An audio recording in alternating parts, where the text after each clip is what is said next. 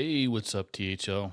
It's your boy Saku coming back after a little bit of a hiatus. Work, life, all that stuff took over. But we're here. We're doing the finals. Yeah, Friday night fights. I am joined by last minute tab or alt tab, jokingly.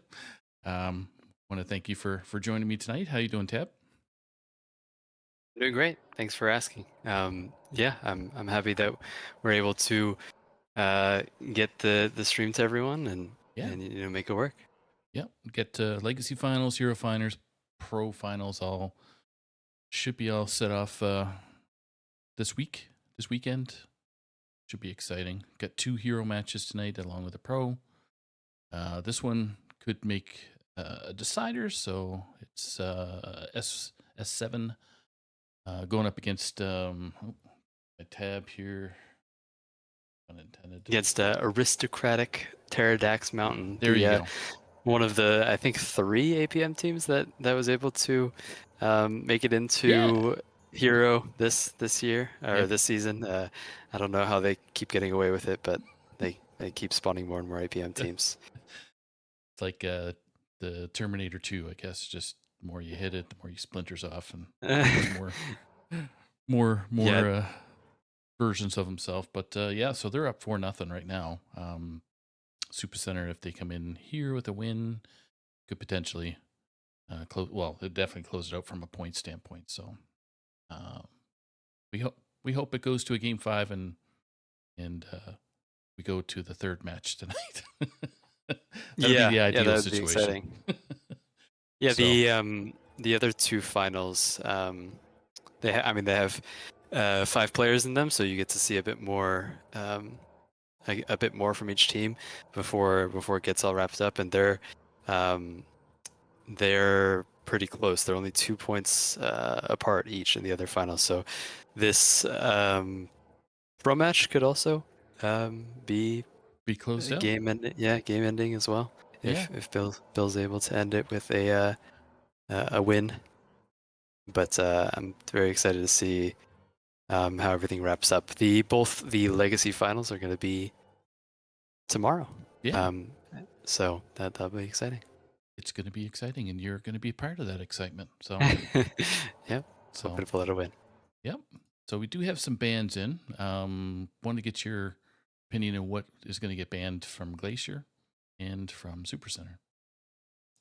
Yeah, I think that in Hero you're looking to ban decks either that you think will have a really polarizing matchup that can take out one of your decks after you queue it. So like anything that's super unfavored, or just ban honestly the best deck that you think can sweep that and that has good matchups into essentially everything. Which, with the advent of the big three, Fyrakk Rogue, Control DK, and then Quest Warlock, um, banning one of those is never really a bad idea. So I think Glacier might ban Warlock, as the Quest Warlock might come out, or DK looks promising into some of their matchups. Like if they brought aggro DH or a more aggressive priest, then that would be the ban. But Mm-hmm. I think they might bring a more greedy DH for more polarizing matchups. Okay, so I do have the bans in. So Glacier's DH is banned, Mhm. and then we have Supercenter's Warlock banned. So Okay. Yeah, that's what I was expecting from Glacier into Warlock. Yeah, the DH ban is definitely a respect of the aggro DH. It can go under a lot of things that Warrior likes to do these days, and then also it has all of the advantages against other DHs. So if Glacier wasn't planning to ban DH, then DH would win against the mirror. all right, so both players are ready to go.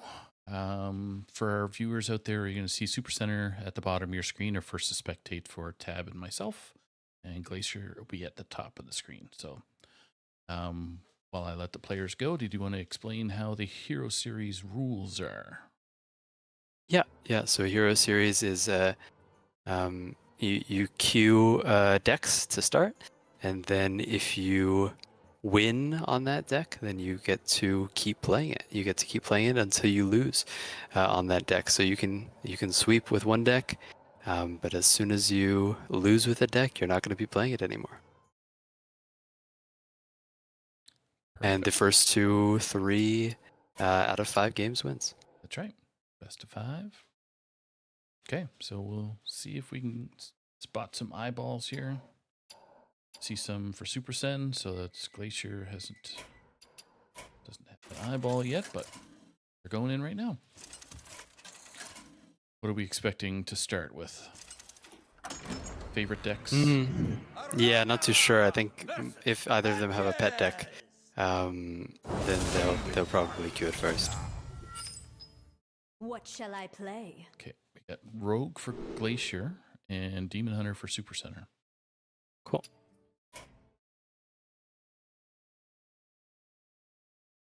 Yeah, Tab, you can spec in game. It's cool. Sounds good. Probably a little bit easier.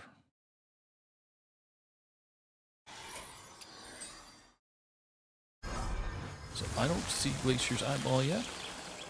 But Yeah, I don't have Glacier's eyeball either. Oh, there it is. okay. Let's see, there we go. Cool. I am in. It's looking like a pretty... Well, actually, this... Oh, yeah, the DH, the Acupuncture, and the Spirited Theme. It's going to be an aggro DH. You know, some of these other DH cards are pretty standard across decks. Allow you to do some sort of board control. They're just really well statted for the cost. But those cards definitely lean towards the aggro variety. He's going to coin the Spirit of the Team so that he can get some repeated damage in right now against the Fyrakk Rogue that missed its 1-drop. And he actually draws the 1-drop afterwards. Yeah, so against nothing, you really want to get the ball rolling with this Demon Hunter, especially if you have a good curve to follow behind. Yep, lots of damage to face like Demon Hunter likes to do. So yeah, finds a 1-drop that will pair well with a hero power. I assume he's going to smack face here and just keep chugging along. Yep. Interesting to see that Glacier didn't play the O Manager after discounting it. Actually gets somewhat rewarded by picking up the Dubious Purchase, because that's typically the one you want to discount a little bit more. But also having coins on Rogue is very strong. It lets you cheat out a lot of the broken stuff that Rogue likes to can do. But he finds this Shadow Step line that allows him to play both O Manager and Dubious Purchase in this turn if he so wants it to. And I think a good idea to kill the Battle Fiend. A very scary minion for Rogue to deal with in the early game. Yep. Always having 2 damage is not fun for the Rogue. Yeah, and wow, Glacier picks up an insane draw off the Dubious Purchase. It's a very clear plan to get some coins, get ready to coin into Naralex and Fyrakk. That should do a lot into whatever board presence Super Center can come up with in the next few turns. Yeah. But smartly enough, Super Center doesn't leave a minion on board for Metal Detector to smack into. So we're likely going to see a Grifta pivot on this turn just to get something down and some board presence. What do you like most here? Yeah, okay. I do... So the damage one is good in general for Fyrakk Rogue, but unfortunately it does allow a very efficient clear for Super Center on the other end. You know, just sort of pinging this Fyrakk with the deals 6 damage to a minion. So Glacier opts for the one that's the least symmetrical.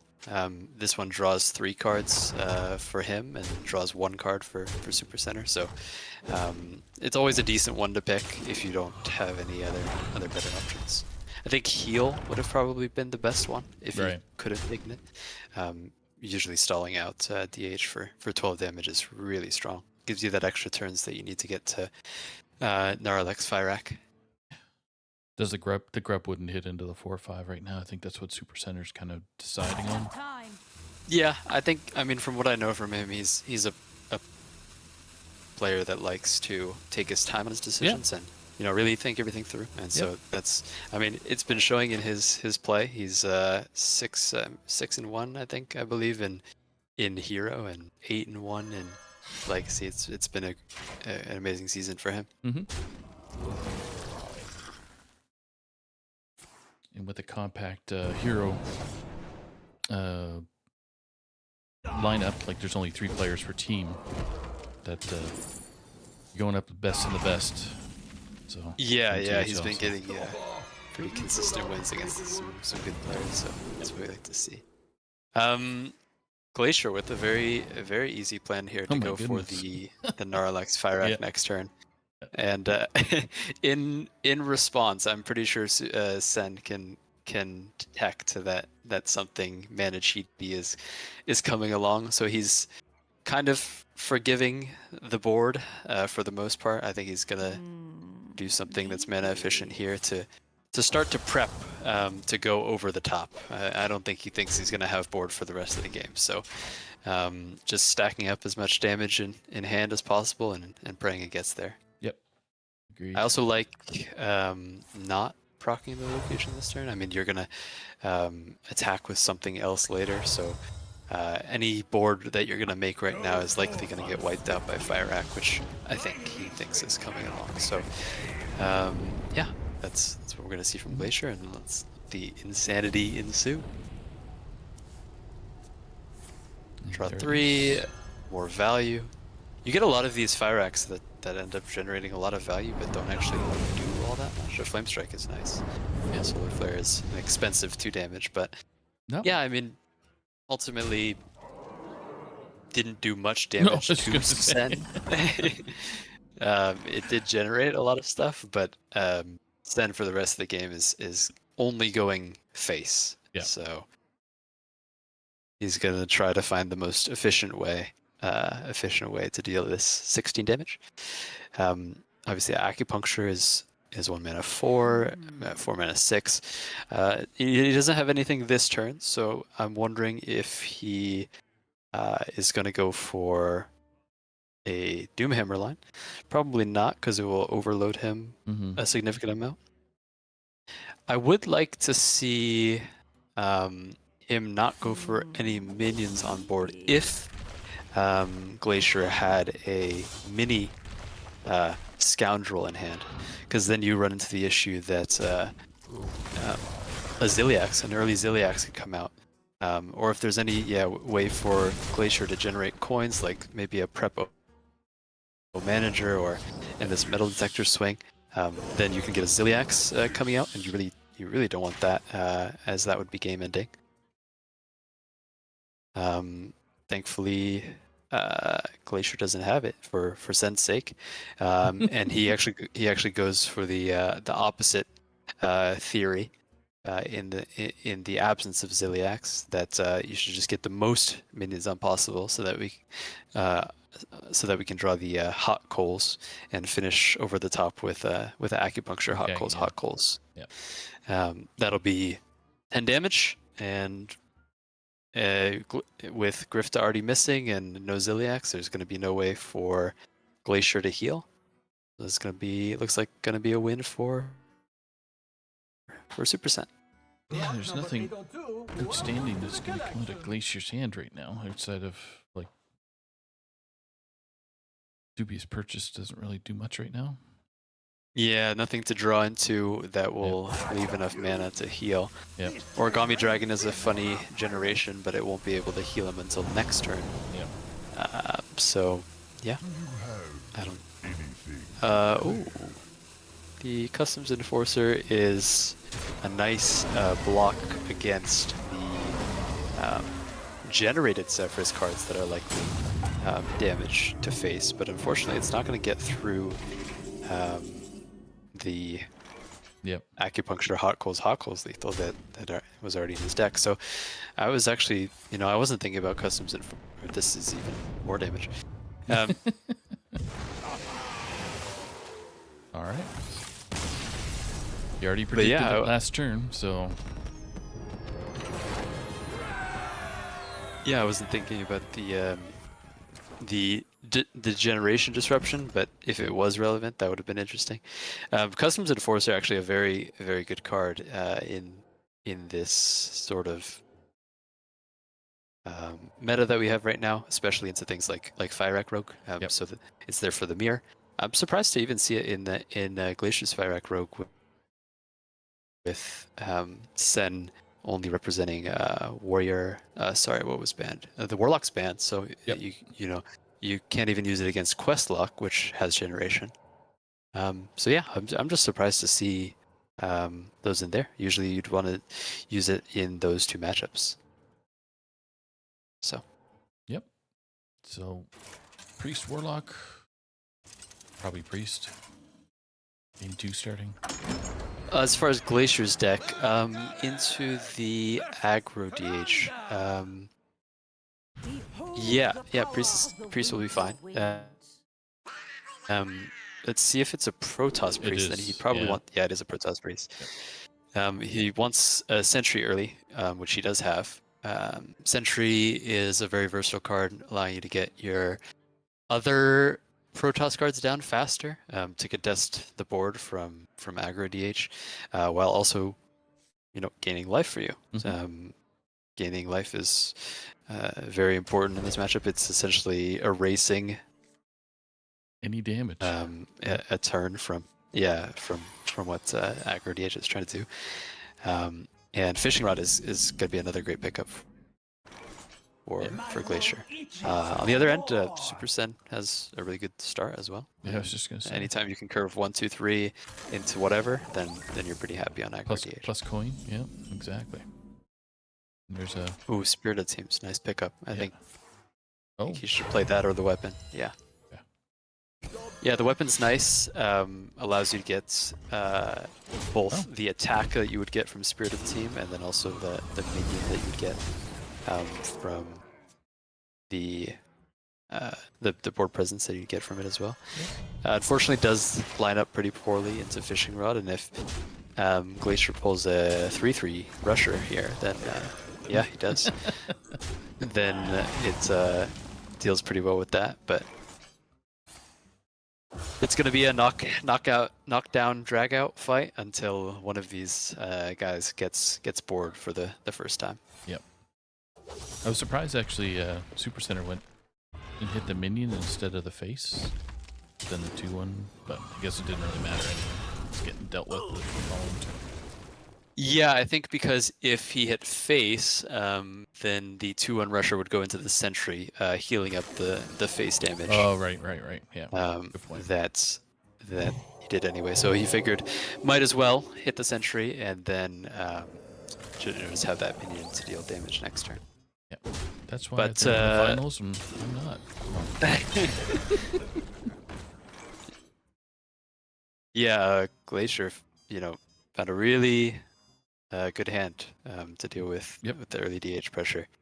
It's going to be pretty hard for Super Center to come back from this. I assume the Living Flame's going to come down. It does. To try to get a Hot Coals out of the deck with Thalnos and try to swing back this board all in one turn. On turn 5. I like the Spirit of the Team because it'll allow him to guarantee he needs to use all of his mana on Blood Mage Thanos and Hot Coals, so it will allow him to guarantee to have a way to damage himself to get the Hot Coals to do all 5 damage instead of just 3 damage to everything. So actually, Sen has a pretty clean clear here. I think he's gonna hit the 3/5, play Thalnos and Hot Coals, and move on with his life. But we'll see if he wants to do anything else.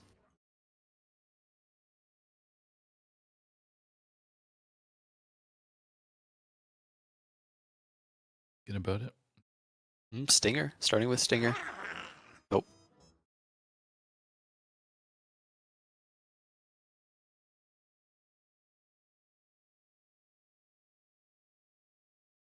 Yeah, I would be surprised to see anything else besides this Thalmos clear. I think it's pretty clean. It establishes There you go. your side of the board. They have to respond with something, and you have the initiative again, and he does find it. I think this is the best play. Stinger has the additional benefit of being able to go face. Yep. And so getting the first half of it on a minion, pinging off the Divine Shield, you kind of hate to see it. Yeah, Glacier finds a Void Ray, which is really strong to pick off this O3. I think Sen is still behind. Close. But Yep. it's playable. I want to thank everybody for tuning in on a Friday night to watch the Hero Series finals in THL. Yeah, really appreciate everyone coming out. We got a lot of close finals here. Yep. I hope everyone is locked in. I've been seeing a lot more in the chats recently about being attentive to what's going on in the finals. I really am excited to see that people are excited about Hearthstone and how the game is right now. The red card. Yeah, red card's going to be a big pickup into this early Mothership. Mothership typically can get discounted anywhere from 6 to 10 mana, based on how many sentries get spawned with the game. And Zephyrus, obviously a huge pickup. It's going to allow him to get 2 more cards that will be going face.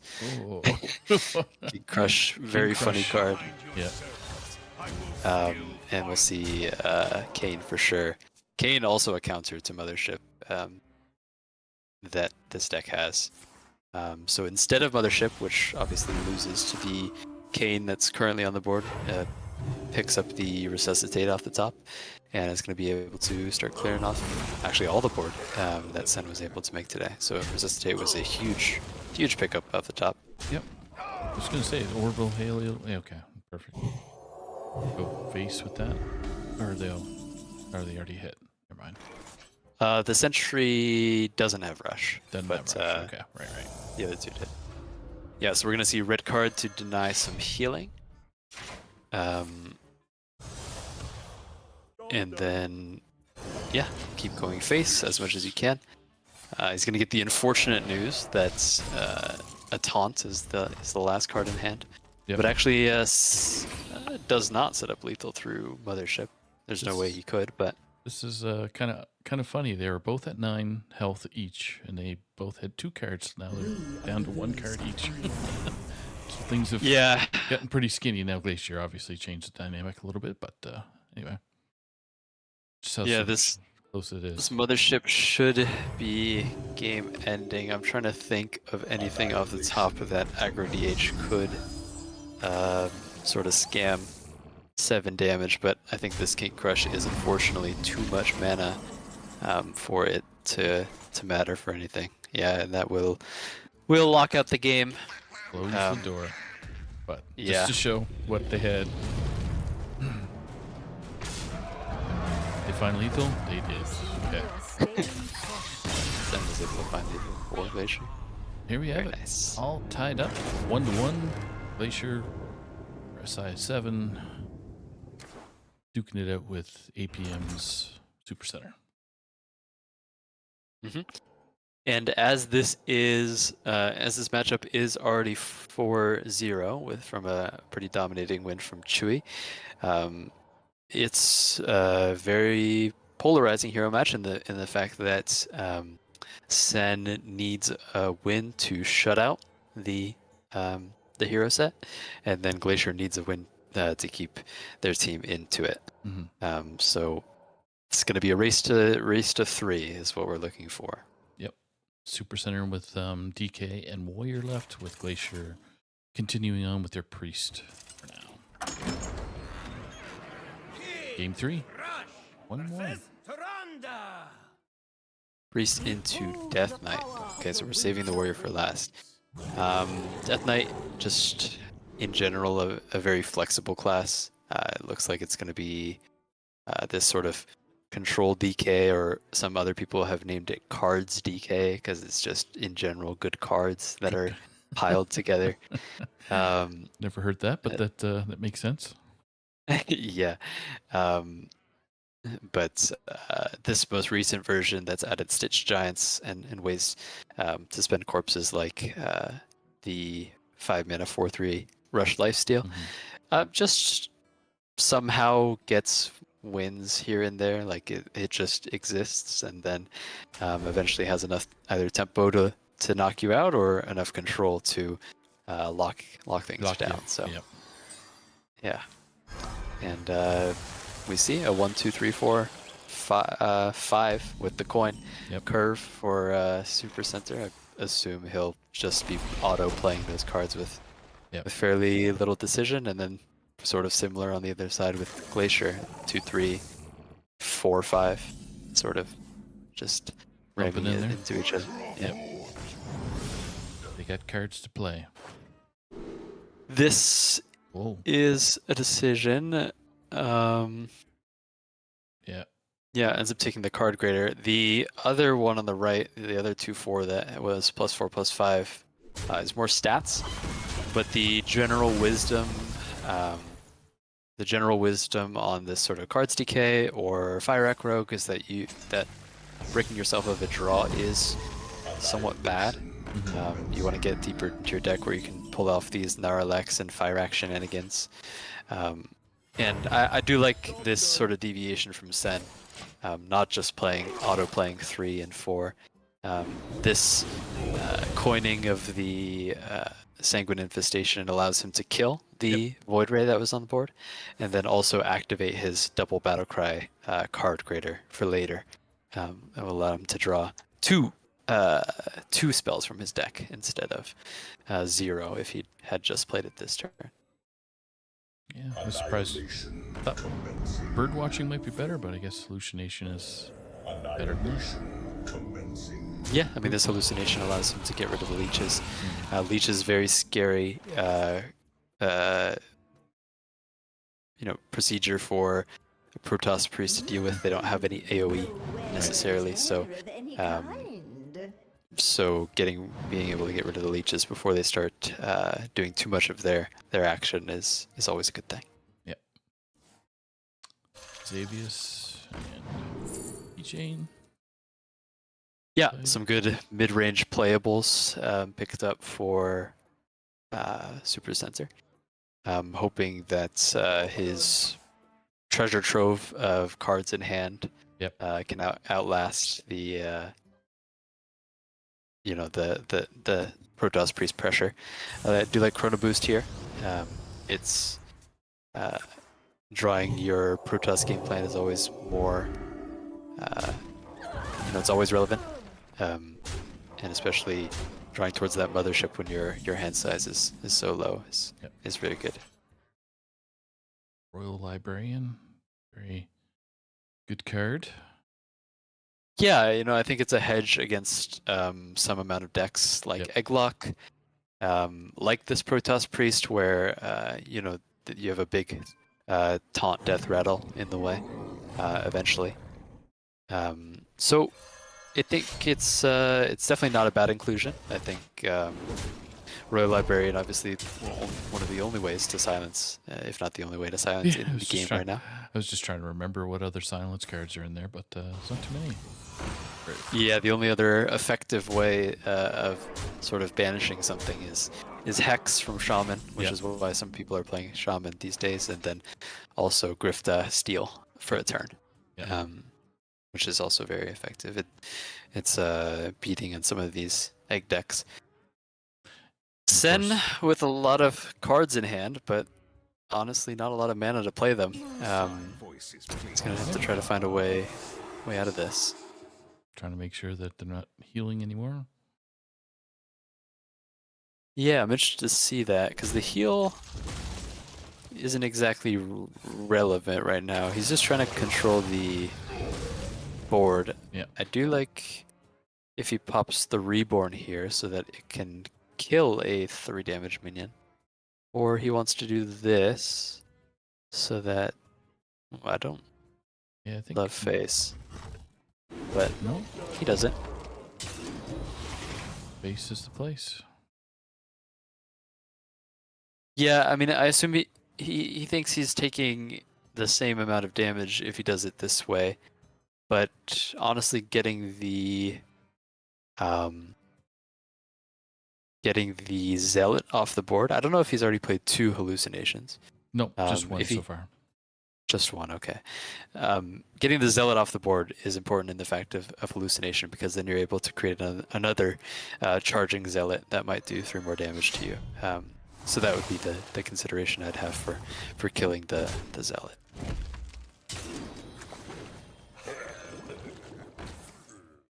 Little halo. Additionally, it's 1 less minion that sort of bogs up the leech sort of train. Everything going downhill. Yeah, I mean these Protoss pre-straws from Glacier have been quite excellent, being able to get everything that they need to put on a reasonable amount of pressure, and then the draw cards on 5 to sort of realize that pressure. Yep. With some follow-up. Super I Sen don't seems see a stuck. way. To be honest with you. Yeah. Yeah, unfortunately, there's not really much of a way out from here. He'll probably play the Hideous Husk as it's the most defensive card, but then that will only heal him up to 8 after it kills the left 2 minions, and Nope. then it will only heal him up to 4 now, and then Glacier will have 4 with the fishing rod plus the zealot. It's kind of why I wanted to kill the zealot earlier. I don't know if it would have made the math a little bit different. Yeah. But yeah, exactly lethal for Glacier. And it looks like Sen wasn't really counting the fishing rod in terms of the lethal chances. But sometimes that's It's the way a it fishing comes. rod. Who gets hit with a fishing rod? Obviously, Yeah. Super Sen does. So, oh well. All right, 2-1 for Glacier. Trying to dig their way out of a 4-0 hole so far for the team. Got a warrior next, so Yeah, we're gonna get to see this warrior. From what I saw on the scouting pages, Super Sen's been pretty amazing on warrior and hero this season. He's had a lot of success piloting different warriors. I know he's told me he's played mech warrior against some opponents, some control warrior, and things like this. And we'll see what he has to bring today. okay. Game 4. Priest versus warrior. Blood boil. What are our mulligans here? Looks like pretty much everything for Super Sen. Yeah, I'm gonna toss everything on gosh. Sen. I'm Sure. interested to see that Glacier kept a bird watching. Usually I just like, it's okay. But on play, I like to keep just the minions and fishing rod, trying to find those minions as fast as possible.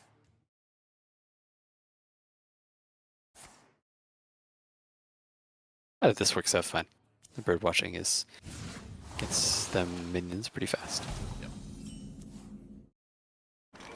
Sanguine Light. Yeah, Sanguine Depth, now, sorry. Sanguine Depths now in core.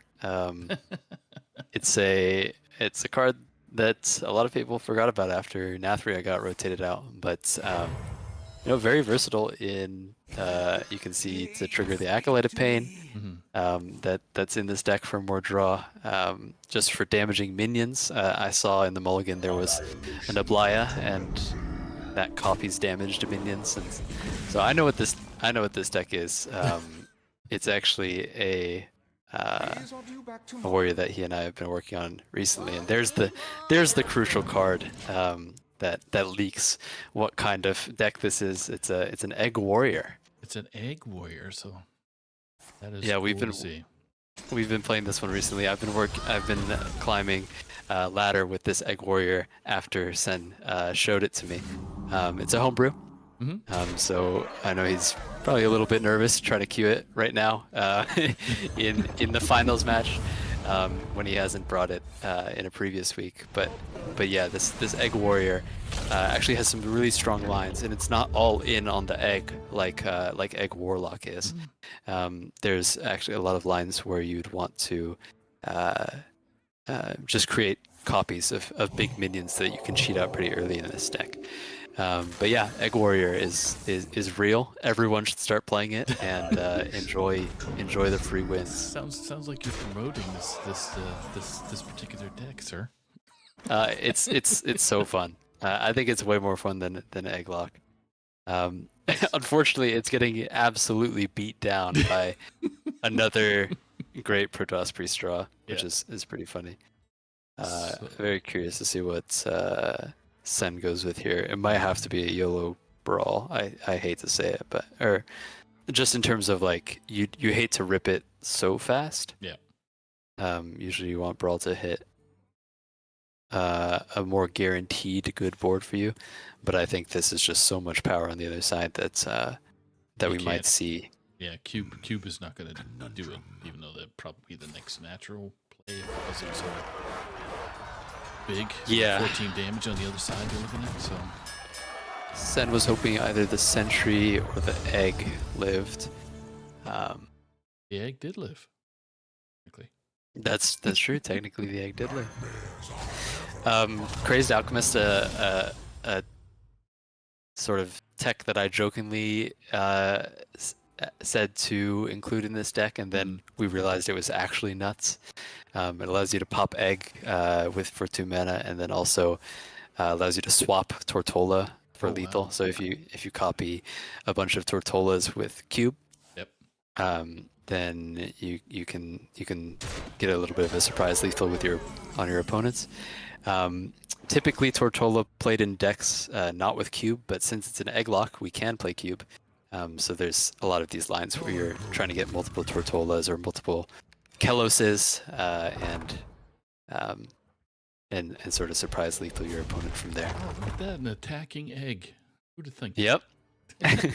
The Egg learned how to fight back, and it punched. It's getting angry now. Lord Xavius to establish dominance, but I don't know. It's looking a little slow. That's something about this Egg Warrior that I have noticed is that anything that makes remotely big minions pretty fast can struggle with.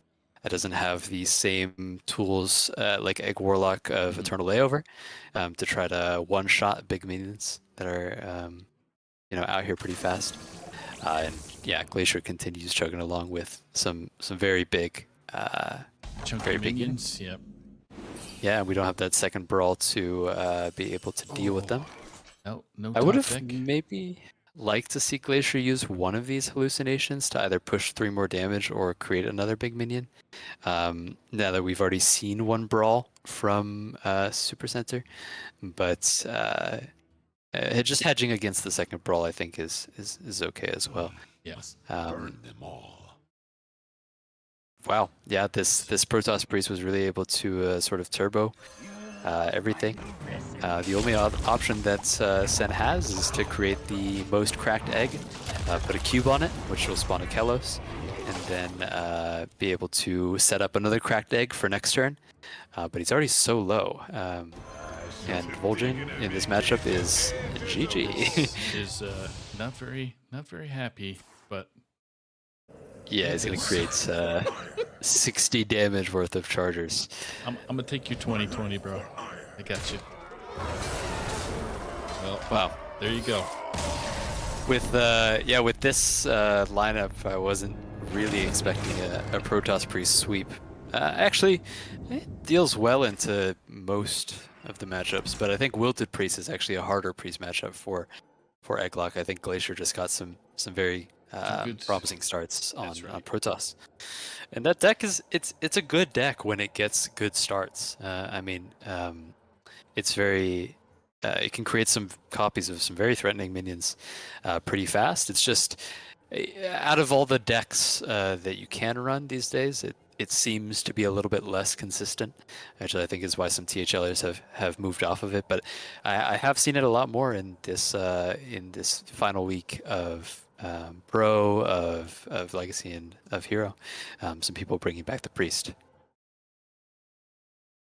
So it just might be convenience that Glacier's going to help us cast the other two matches since it's needed. Hey, Glacier, congratulations! I think it was as designed. Is that how it goes? You It goes had to pretty win. good, yeah. You had to win, and then you have to cast. Then you get to cast the last match, which is what's going to determine whether your team, whether you, Yeah, APM win? whether Yeah. his hero team or my Legacy teammate will win, so we can have a biased cast. But first, Yeah, it's all about you. It's all about you, sir. So walk us through your ban process and the wonderful skills that you did with the priest there tonight. Okay, so I was either thinking for the ban process of doing his Demon Hunter or his Warlock.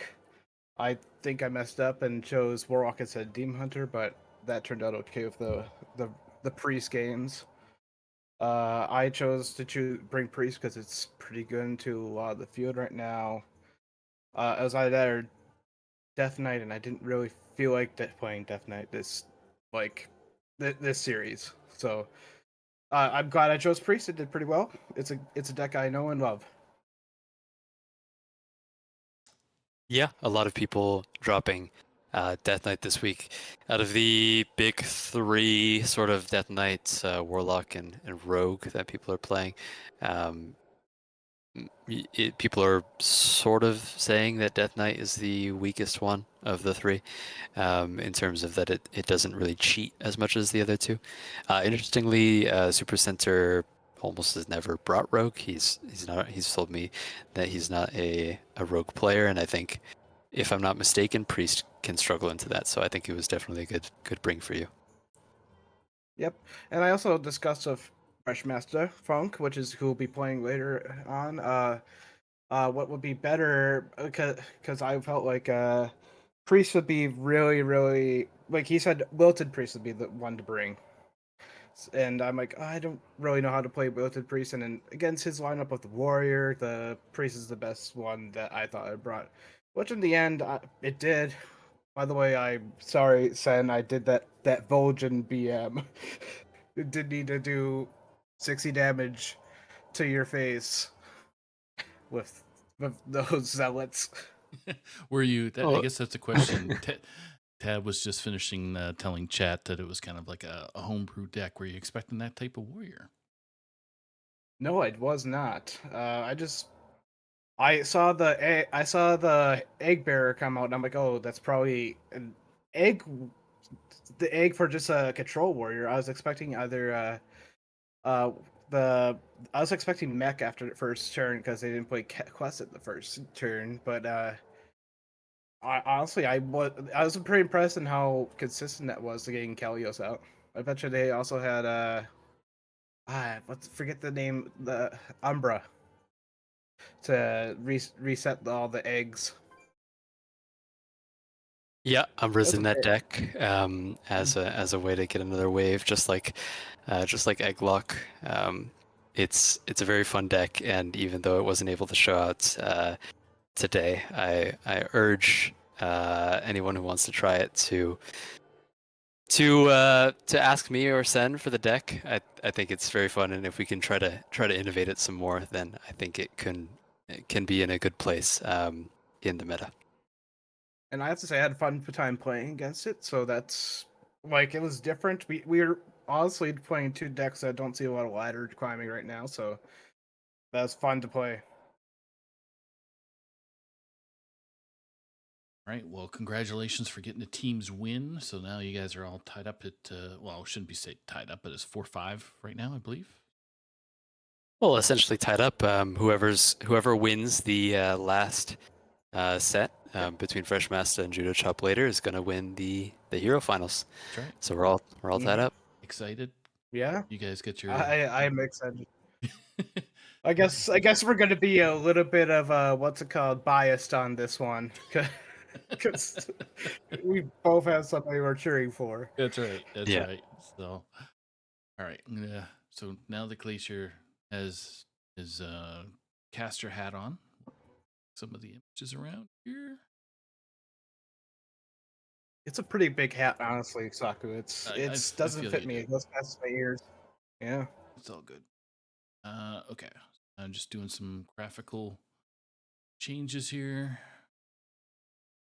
Eventually, there we go. Pro. Should see. So we do have the bands there for Pro Series. We have Memnarch representing CMU, so the Cheesemongers United is banning Mech Warrior, Schneider's Mech Warrior from an unidentified pet track. Very experienced veterans here. Got Bill banning. Can never say Alnus. Perfectly Alonius. enough. Alonius. The owl. Yeah. As somebody with owl as their profile picture, it's owl. Owl. See, I have tricked you, sir. You can't say it either. Indeed. It's all good. All good. Okay, so Mech Warrior for Bill is gone. Yeah, I think Mech Warrior is a solid ban anytime that you're bringing Questlock. It's one of its worst matchups alongside Egglock. And some of the other decks, I actually don't know the Alonius Druid into Mech Warrior stats. I would assume it's, I don't know, Mech Warrior favored. just trying to play out the game in my head. Especially with how you can get that the damage mech out early and just keep on repeatedly either rezzing it or doing like so much damage with it. 8 is a lot, and we all know that 8's a lot, especially if you don't develop a board. Yeah, especially because Spell Damage Druid is trying to set up everything from hand. They're not playing a board. One of the best ways to deal with Mech Warrior in the mid game when they're starting to res and kill those things is to just build up a board and soak and kill all of those mechs as fast as possible so they can't do their shenanigans to res them. I concur. So Memnarch takes that out because his decks are more from hand. It would be definitely a strong thing for his opponent Bill Snyder, and Bill Snyder ends up taking out the Alonius Druid. So neither one of the ones that we just talked about are going to be seeing play in this match. Alonius Druid, obviously a very strong counter to things that give it the time to get its combo off. So yeah, happy to see that. You can have so much damage from hand for Alonius too. So we'll have to see how the other decks do in this matchup. Yep. So we're just waiting for Bill Snyder to kind of throw himself into the Hearthstone there. I don't see him on the list here. Is there anybody you guys it are looks waiting like for? I have Memmarch and Bill. Bill's online. It looks like. Yeah, they're queuing into each other right now. Okay. Have Bill as What the?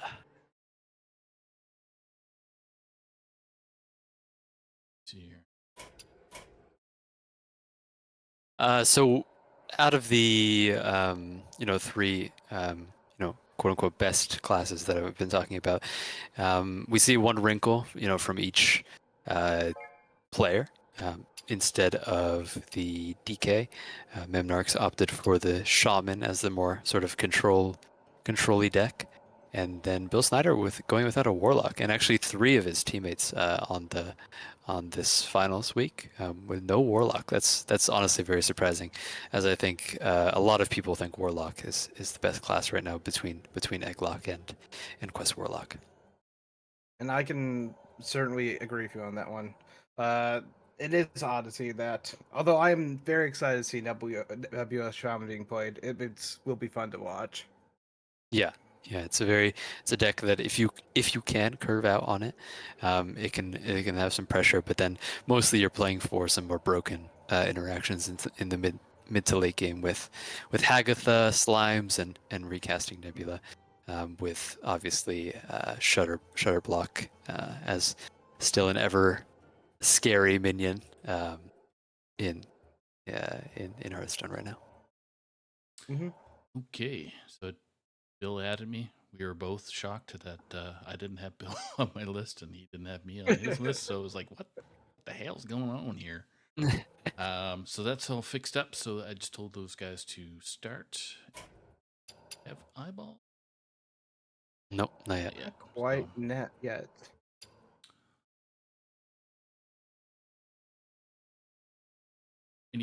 Any predictions on starting classes?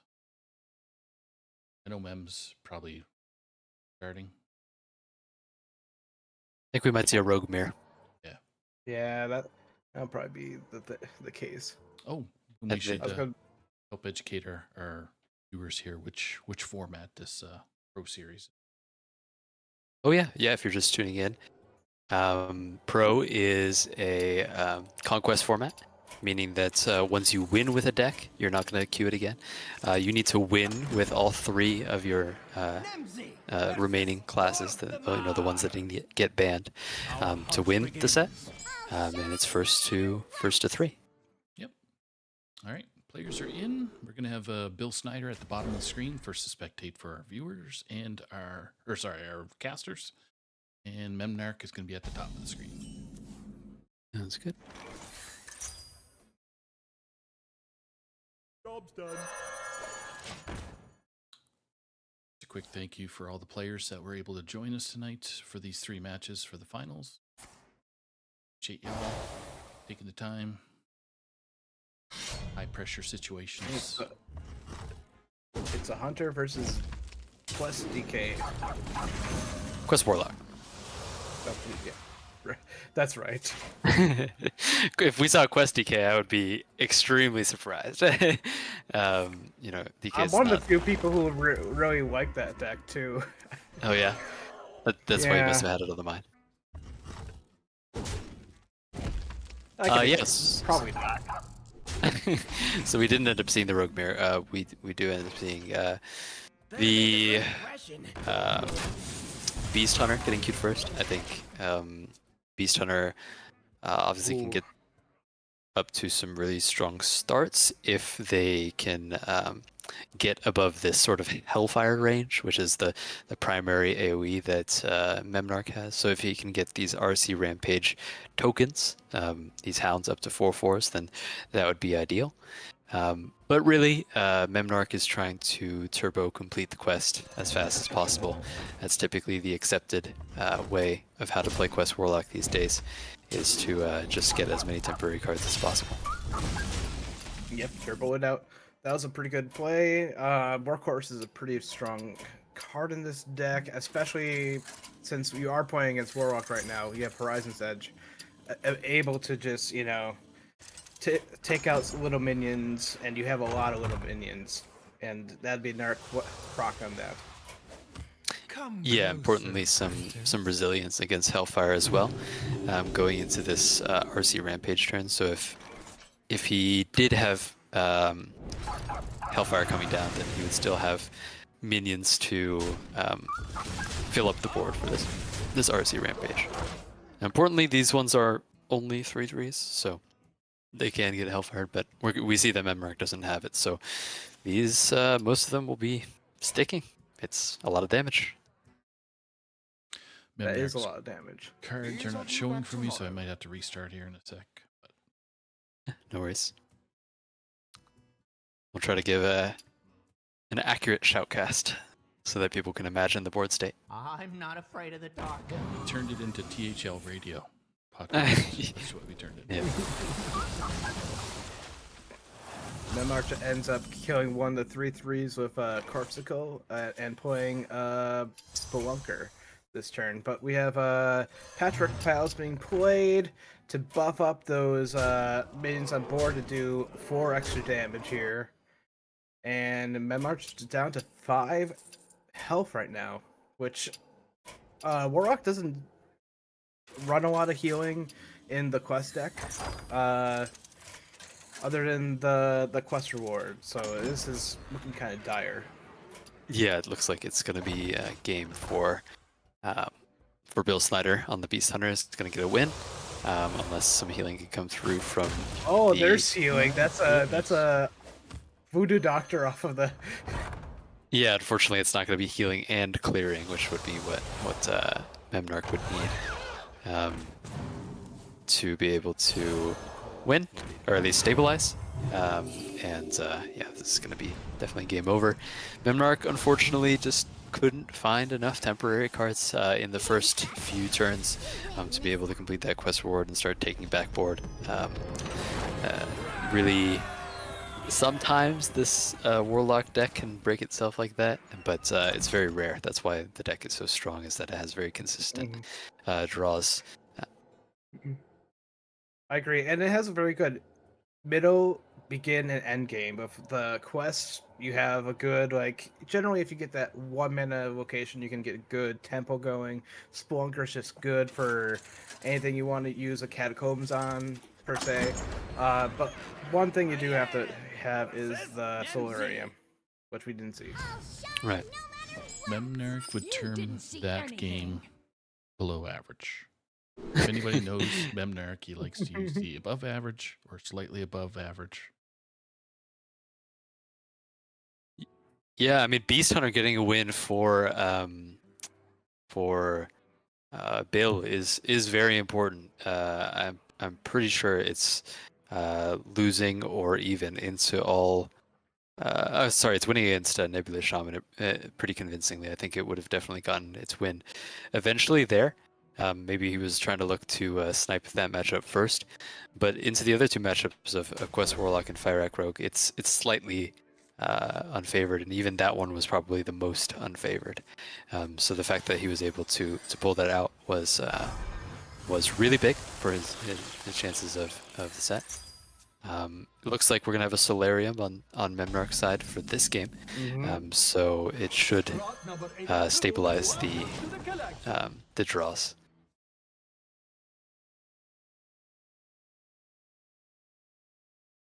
It looks like probably a questing it. Ooh, just tabs. Okay, never mind. I am wrong. Yeah, I mean, I also was thinking about questing adventurer. It seems like it would be good here to sort of swing back the board, at least for a turn.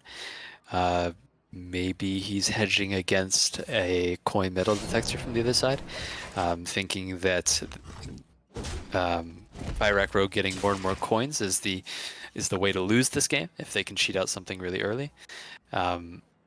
But you're going to have to play a minion eventually, probably this turn on 3 anyway, so I don't think that's that hedge is too much of anything. And we don't see a horn in that hand. The Horn of Winter from Snow Fury is kind of a scary one. Anything to declare? Yeah. If you got Horn, that would be massive to get essentially quest progress from the temporary card out of thin air. Make a good impression. So it looks like this is what he was saving the questing assistance for, is to be able to kill a Customs Enforcer, which is a very annoying card for Memnarch to play against. Especially with you're generating all these temporary cards from either location or the Sweet and Snow Flurry. Having those cards cost 2 mana. The turn you're trying to play them before they disappear is That's pretty strong. That's a hand, by the way. Yeah, he's gonna play a Spelunker, Royal Librarian to get his quest done. 4. Or is that 4 or 3? It's 3. But he's likely going to be able to finish next turn with the Snow Flurry, and if he can't do it, then Curse Catacombs as well. It's just thinking about what you mentioned prior to this match starting is Warlock failed, but now it's on turbo tab. Yeah. Solarium solves all of the issues of this Yep. deck getting its quest completed early. I've completed as early as turn 3, which was crazy one time. Holy But just but just in the past few days, I have high rolled with playing it on 4 at Oh least my twice. So it's pretty. It can get pretty disgusting if you get the right cards off of Solaria. I'm just shaking my head. You can't see it, but my goodness. Mysterious. Bill Snyder's got a hand too, so What is your wisdom? Bargain and freezing.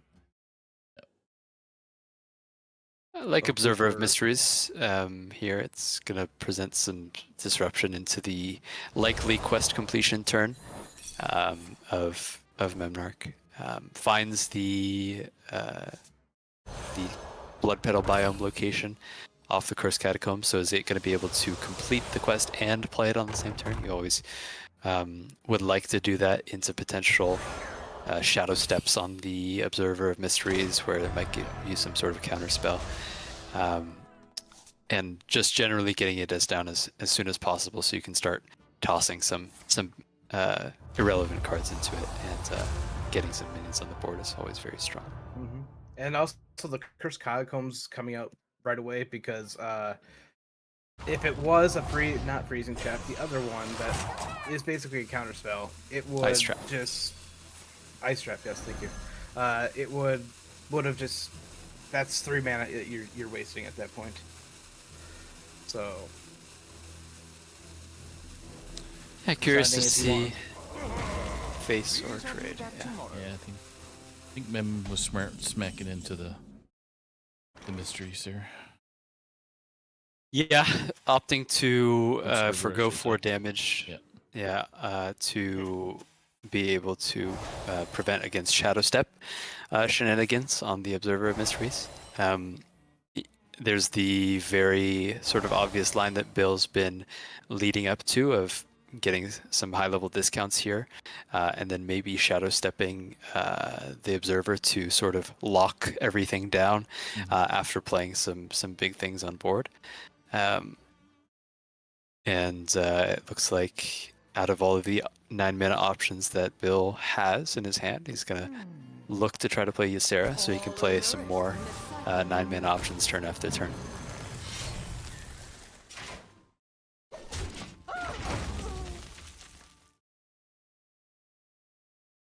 Bill also not swinging the Metal Detector in the 3/3, so as not to take 3 damage. I think that's very smart, as Warlock can pump out some very surprising damage, being able to kill its own things with the Horizon's Edge location, pumping 3 per hit, as well as spawning more from the portal.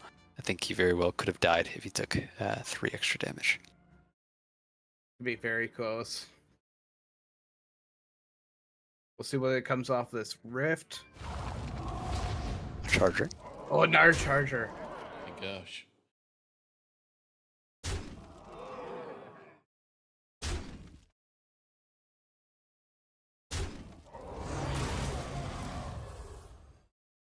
Snow Flurry probably looking for evil here, because you have 3 damage of 2 that there.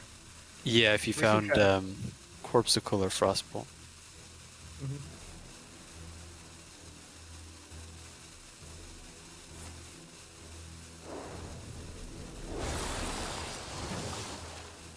Oh, he's gonna fish.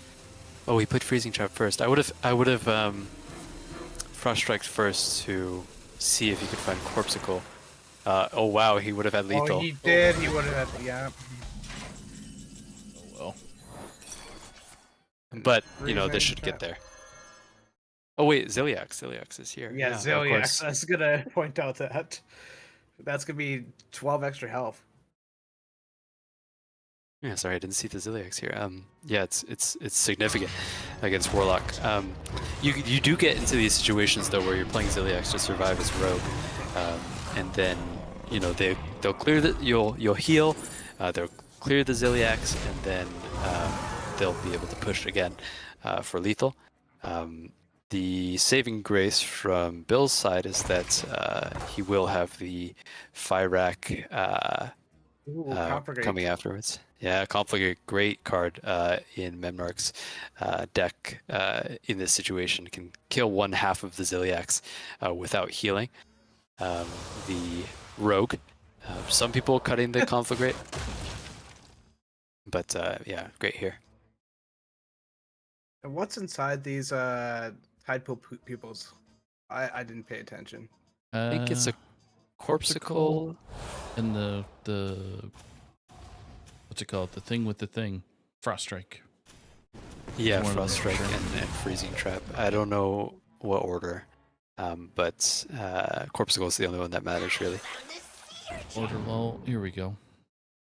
None of them. Necropsico- Ends up taking the Frost Strike because he thinks he has enough Corpsicles already with the 2. Looking with to try to Conflict, generate he some probably does. more impactful card. Ooh. Nothing here inspires me more than Corpsicle, but Wave of Tar, I guess, is fine to sort of deny some shenanigans from Rogue Mana Cheat. We'll have to see if Fyrak. the Solidrosil comes out on the air side. Fyrak or Solidrosil one would be 2 good cards here. We'll see what happens. Yeah, the problem with Shala is the hand space, and additionally, once you play the Ysera Awakens, the corrupted Ysera Awakens to clear this board, then they just kill you with Corpsicles. So Bill needs some way to heal at least above 6, and unfortunately, neither Fyrak nor Shaladrosil is going to be able to do that for him. So that's why he's toying with the idea of playing Elise here to try to get a location that will give him armor. Unfortunately, there's not an Elise location that will give him armor and clear, so that's why it's sort of doomed. I don't think there's anything Bill Snyder can do. Yeah, I think this is GG at this point. Though I'd like to see if anything comes up in this turn too. Quickly. Fight 5 mana. Discover a spell. Discover spell. I took the rushers first because, like I said, he needs to clear and heal, and he doesn't find any healing. So this will be game. Still pretty. Warlock is good into the Rogue right now, especially the Warlock, so that makes sense that would be a counter pick. Or just good. Yeah, just good in general. Okay. Game 3 sees both players getting a W on either side. Yeah, I'm curious to see if Memnarch is going to prefer the Rogue Mirror, if he thinks that Bill is going to try to re-queue it, or what if we try to deviate to that Shaman that still needs to get a win. Chamois versus Death Knight. Yeah, Shaman, and then also Death is no escape. Bill pivoted off the Rogue. I don't know what he was anticipating, Memnarch to queue, but we're going to see some completely new decks. Oh, keeping Corpse Explosion into Shaman, that is really curious. Like, Shaman doesn't necessarily have so much early pressure that you would need Corpse Explosion, and also Corpse Explosion as a card is kind of dependent on the fact of you generating corpses early, which you won't always get in some of these DK hands. So I'm very curious to see that.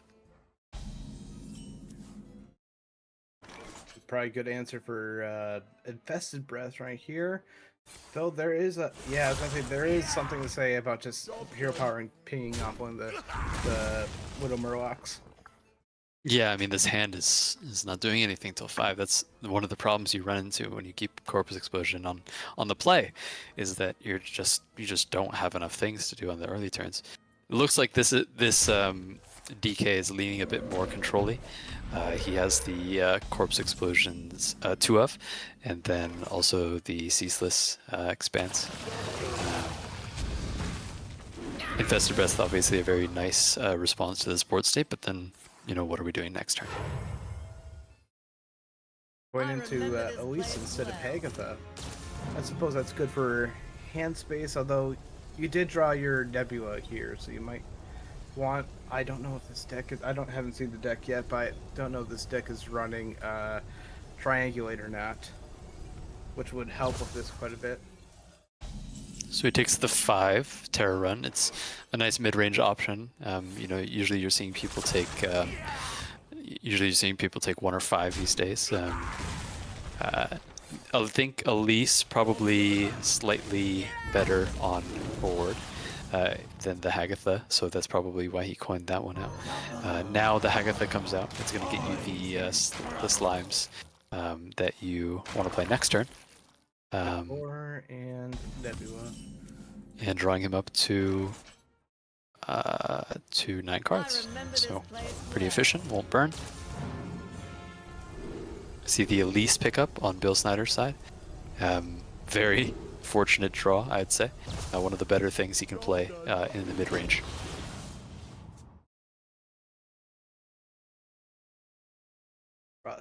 Yeah, you just throw down the Frosty Decor. That is a lot of tempo. It's so strong. And with, like I said, with very few corpses on Bill Snyder's side so far, I'm not going to be able to use Corpse Explosion anytime soon to clear off this early Shaman tempo. I think a lot of instances you have to sort of match it with your own tempo until the later game where you have your control tools online. But we're likely going to see the Terror Run Elise location come down and try to find some solution to the board right now.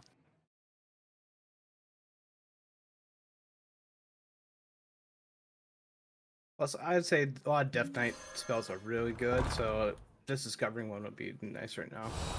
Yeah, it's discounted by 4, so we can pick any one of these. That was a Insta snaps snap and on Infest Breath. I would have definitely thought about Cryos because it draws another card this hand really favors drawing some extra cards. Like if you get any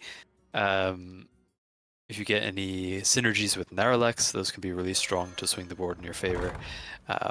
Other corpse spenders for Stitch Giant, of course, and yeah, I would have definitely thought about it, but the Leech Infestor Breath is not bad at all. But yeah, drawing a card would have been strong, I think. I think this Discover is going to be a Frosty Decor, but that's just me. It's going to be discounted by 4, so it's a 1 mana spell, so yeah. Yep, I love the Frosted Decor here. Spends the mana. Continues the game plan.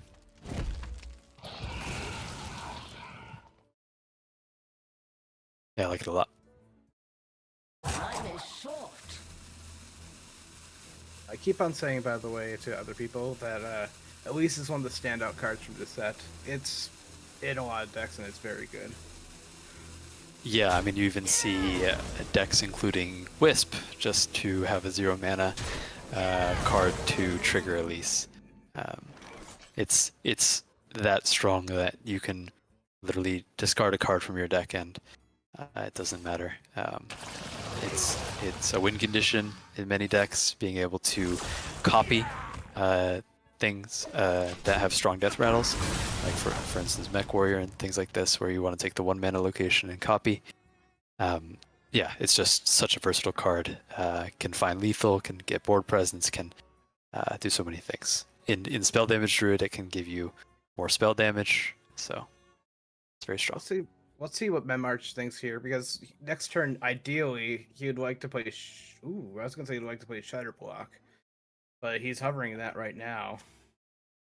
Yeah, it looks like he's going to play Shutterblock this turn, if he does do that, to try and get out the Murloc Growfin, which would be, 3 8/8s or 4 8/8s, which obviously can be very, very strong if Bill doesn't have a response to it.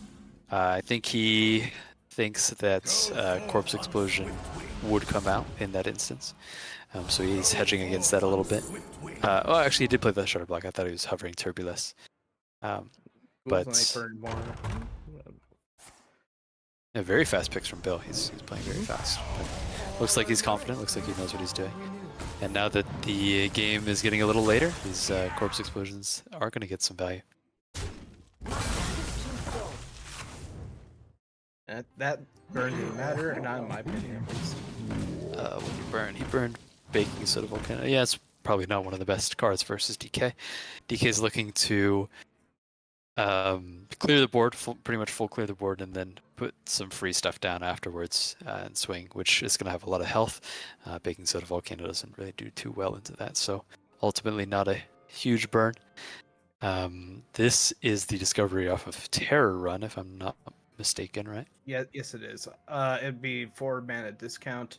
Just for that, yeah, I was gonna say probably choose the Nebula off of that. It's just good. Yep. It's just more value into the DK. They can only clear so many times, is the idea. Speaking of clear, we're gonna see probably a Corpse Explosion into double giant.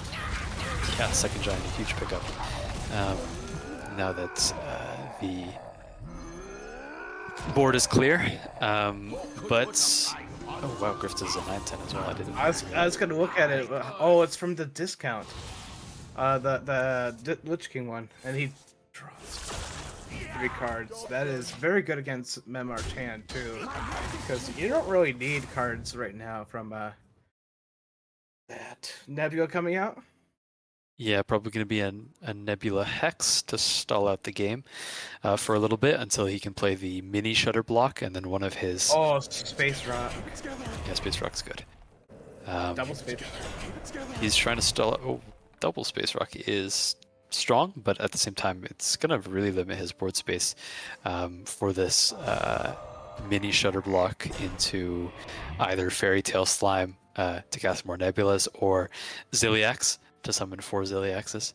I'm surprised to see that he took both of them. I didn't look at the other options and see what was there, but if there was anything with comparable stats, I probably would have taken that as well. Granted, Space Rock, a very strong card into a bunch of Death Knight clears, as it has multiple Death Rattles, and DK can't really deal with that unless they have a Corpse Explosion set up. So definitely not a bad pick at all.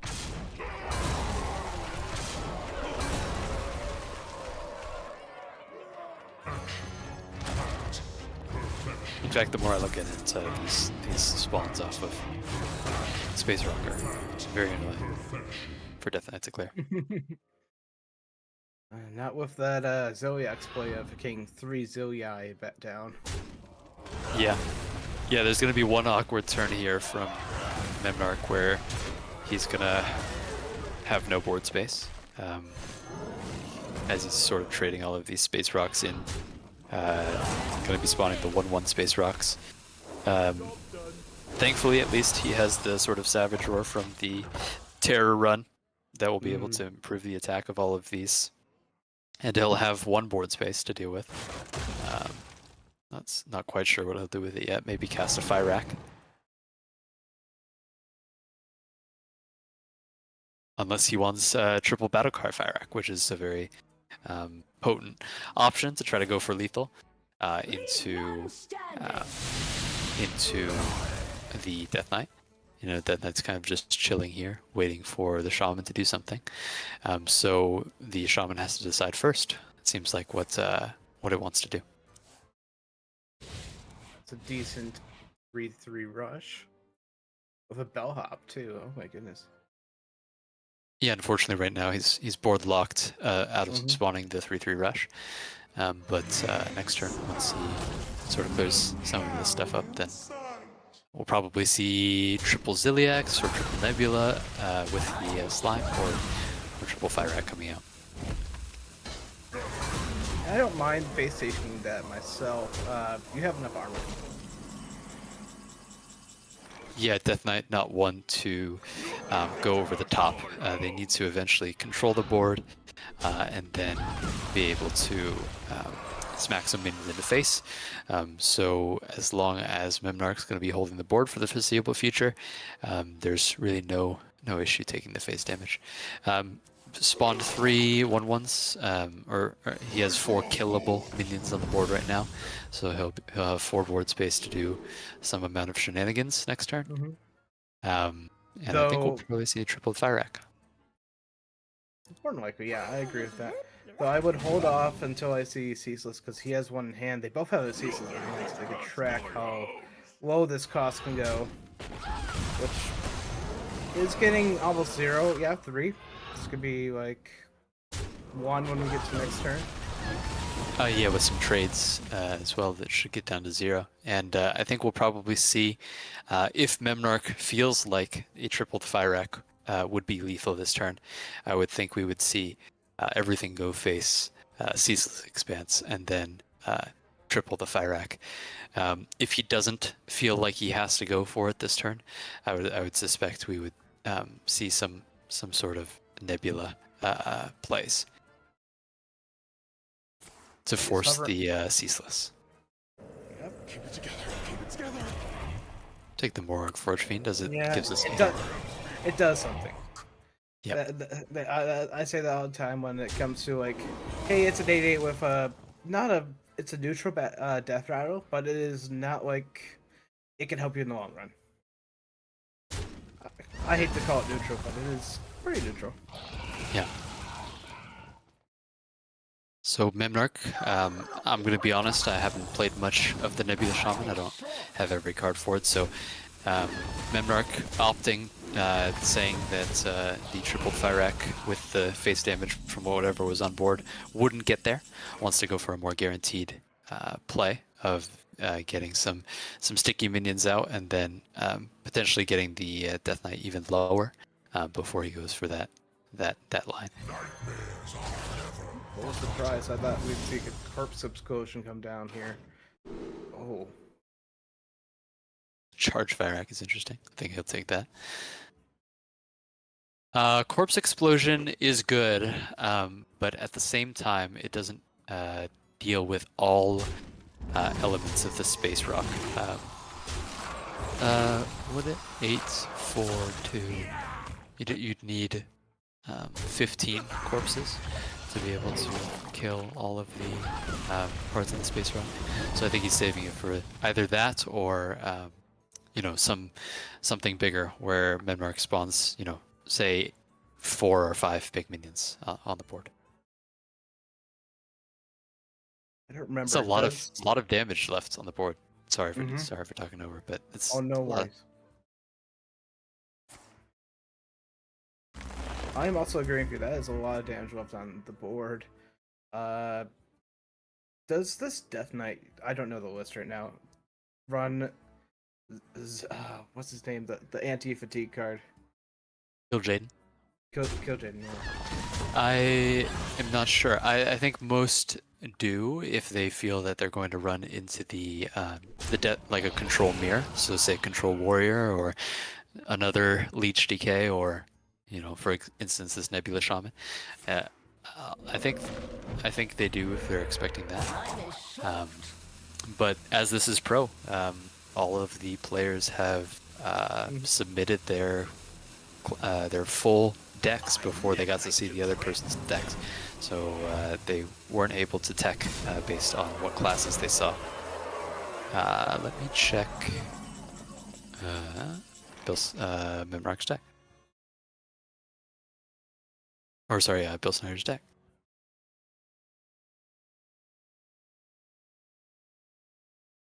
His Leech Decay does not have Kill Jade. That is. There's a fatigue discrepancy at the moment. That's I said something. Right. Yeah. Leech Decay actually draws its deck very fast. And Memnarch looks just solidly in control. Looks like he's sort of just making new waves and only going for that that's Fyrak lethal if absolutely necessary. It feels like he can outlast anything that the DK can muster, and that seems like it's correct so far. We also haven't seen Zoe execute down on that side either. Which, in this case, you don't really need because you may be at 25 health, but you don't have any damage away from your total health. Okay, Shutter Block. Yeah, importantly, haven't seen 2 cards from the control DK that sort of get get along this end game plan moving along, which is the Foam Render, which is going to be dealing 5 damage a turn to face, unless Memnarch does anything about it. Hasn't been able to pick that up, so Memnarch's still stacking up armor. And then also the Shaladrosil, obviously a very potent card, being able to do a lot of powerful effects in the end game if you're able to get it down.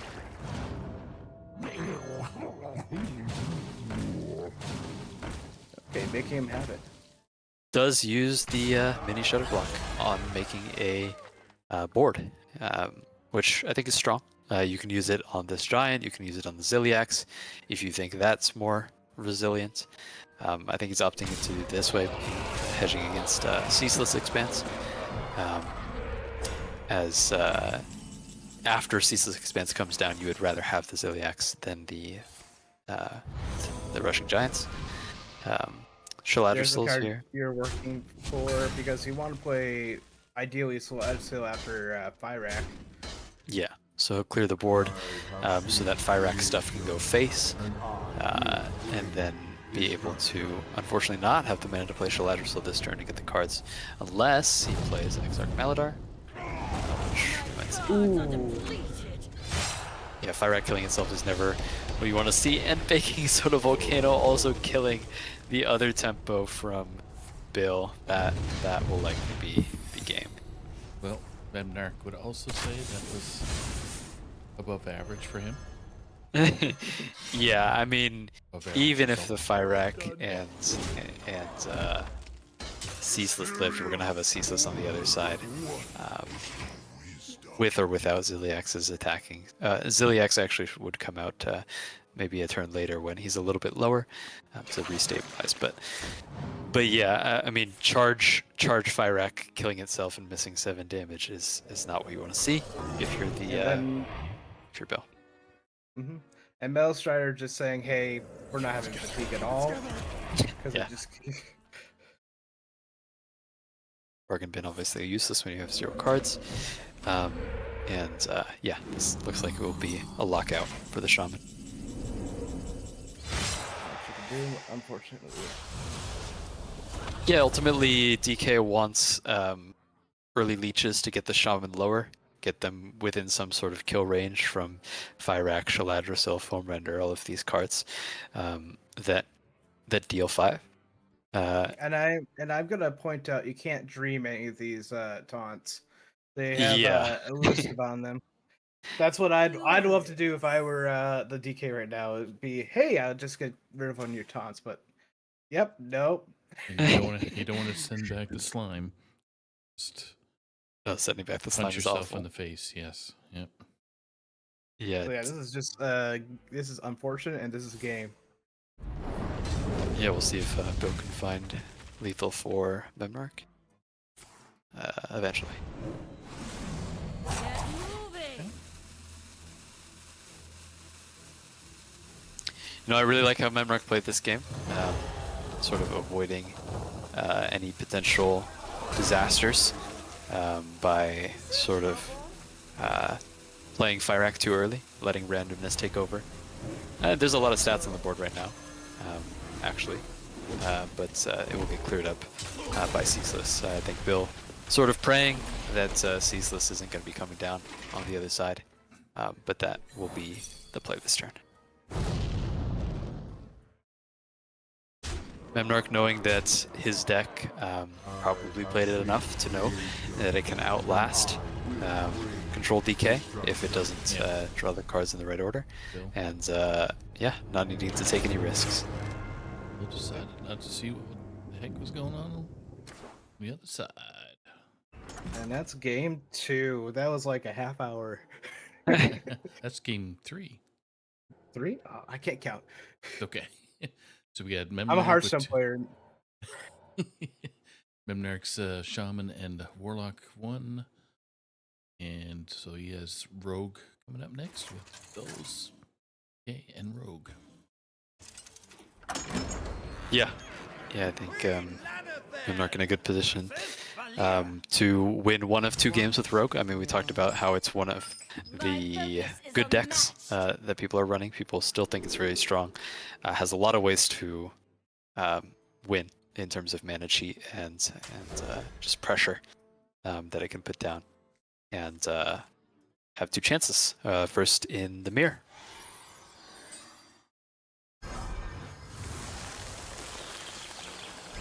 How do you feel about the Nightmare build that we just saw briefly on Menmark's side? Yeah, I think it's the anywhere between the 25th and 30th card in that deck, so it's definitely cuttable.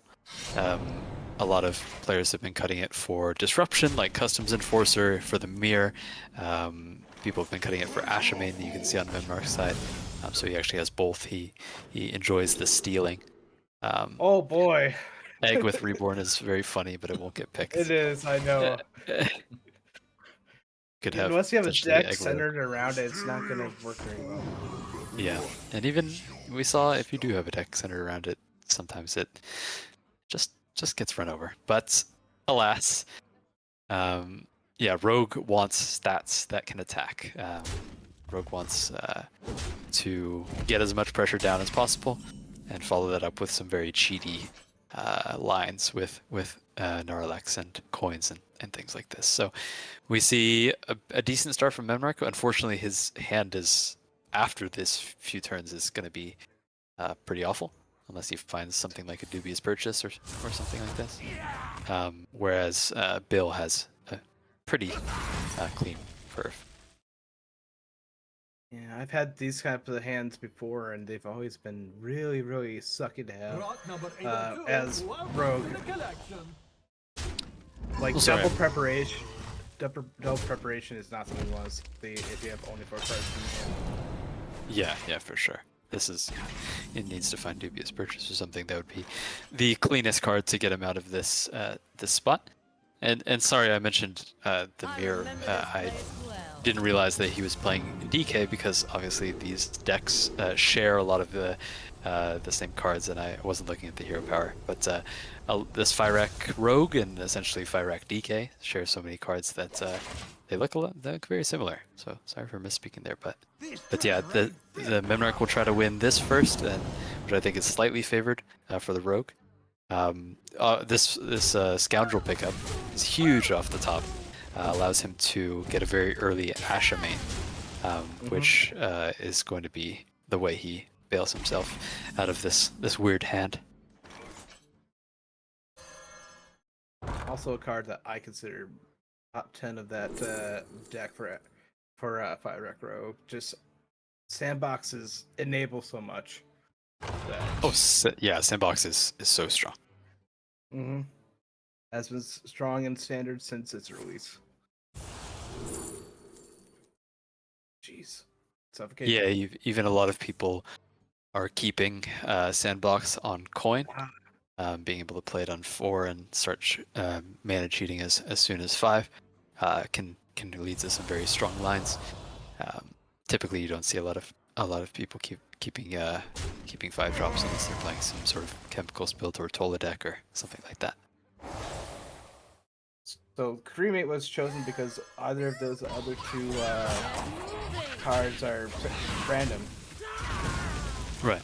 Yeah. And we see Bill trying to get some tempo at all costs, sort of bailing out the fact that, reacting to the fact that that Rogue wants to pretty much always get a board control and start smacking you in the face. So the fact that DK is actually ahead on a board going into turn 6 is very good, very good for the spot for the DK. And Menmark having to skip a turn, unfortunately, essentially is very ugly for the Rogue. Skipping 6 is I think something you Mem- never want to see. I think Mem was just just flexing, just seeing that his hero power is better. Now this is treasure. I honestly See don't the- think he could have done anything other than No. the best he could. No. This Ashman gift, wow, expensive stuff. Corpse Explosion. Corpse Explosion into how many corpses do you have? Are those giants free? They are. Wow, those giants are free. That's so strong. I didn't see the corpse explosion at first, and I thought the Giants were going to be so bad because Rogue obviously doesn't have a natural way to spend corpses, and so. But the fact that he got the corpse explosion, it was just enough corpses to Or better discount. Narrow X too. Oh, Yeah.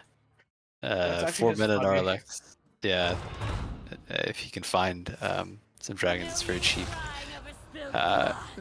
Granted, Bill actually has a very clean response to deal with these giants, and actually develop tempo behind. I would have liked to see him Xavius first. Of course, drawing first is preferred, but either way, this play was getting done anyway, with the rushers being able to pretty cleanly take out the giants. And have some tempo behind it. I don't know if I would have liked to see one of these reanimateds come down. I feel like just getting the tempo is good. Granted, it's strong to respond to something that Rogue does, as well as it's not really healing you right now. But even just some sort of feigning some pressure the turn before Rogue gets Ziliax down, I think is not too bad. It could also been like thinking of, I don't know, what's it? Reacting to the Zodiacs. Yeah, reacting to the Ziliaxes, it actually is decent here to kill off some leeches, which are annoying for DK to be playing into, surprisingly. Narlex. Or they wanted to keep because they have Maladar to get Ysera out like this. Yeah, that might have been what they were thinking of all along. Ah, for yeah, their yeah. plan. That was the consideration. For some reason, I thought this Maladar was a different card. But yeah, that was definitely the consideration, was to cheat out Ysera. This allows him to have the extra mana to play Fyrakk, and then ideally Fyrakk is going to draw cards for him, create a lot of value. It can generate things like Supernova, or just in general cast many draw spells that are in the fire pool right now, and sort of get him deeper into this deck where he can find some more win conditions. Quick story: one my Fire Axe drew me 18 cards once, and it was not Shutterwalked. So you are correct. There is a lot of draw spells in the card pool. That's why I like what we saw from Bill, essentially respecting the leeches, but disrespecting the 3/5 without any more leech cards from Rogue. That is just a 3/5. So, like that we saw those leeches getting cleared off. What's the strongest play from Memnarch? I mean, he has cards in hand, but they don't, like cheap cards in hand, but they don't necessarily synergize with each other. That's what you really want to be doing on Rogue, is finding these broken synergies that are able to sort of turbo tempo out. And I think that's the fact that DK was able to get ahead on tempo early, really started putting the Rogue behind.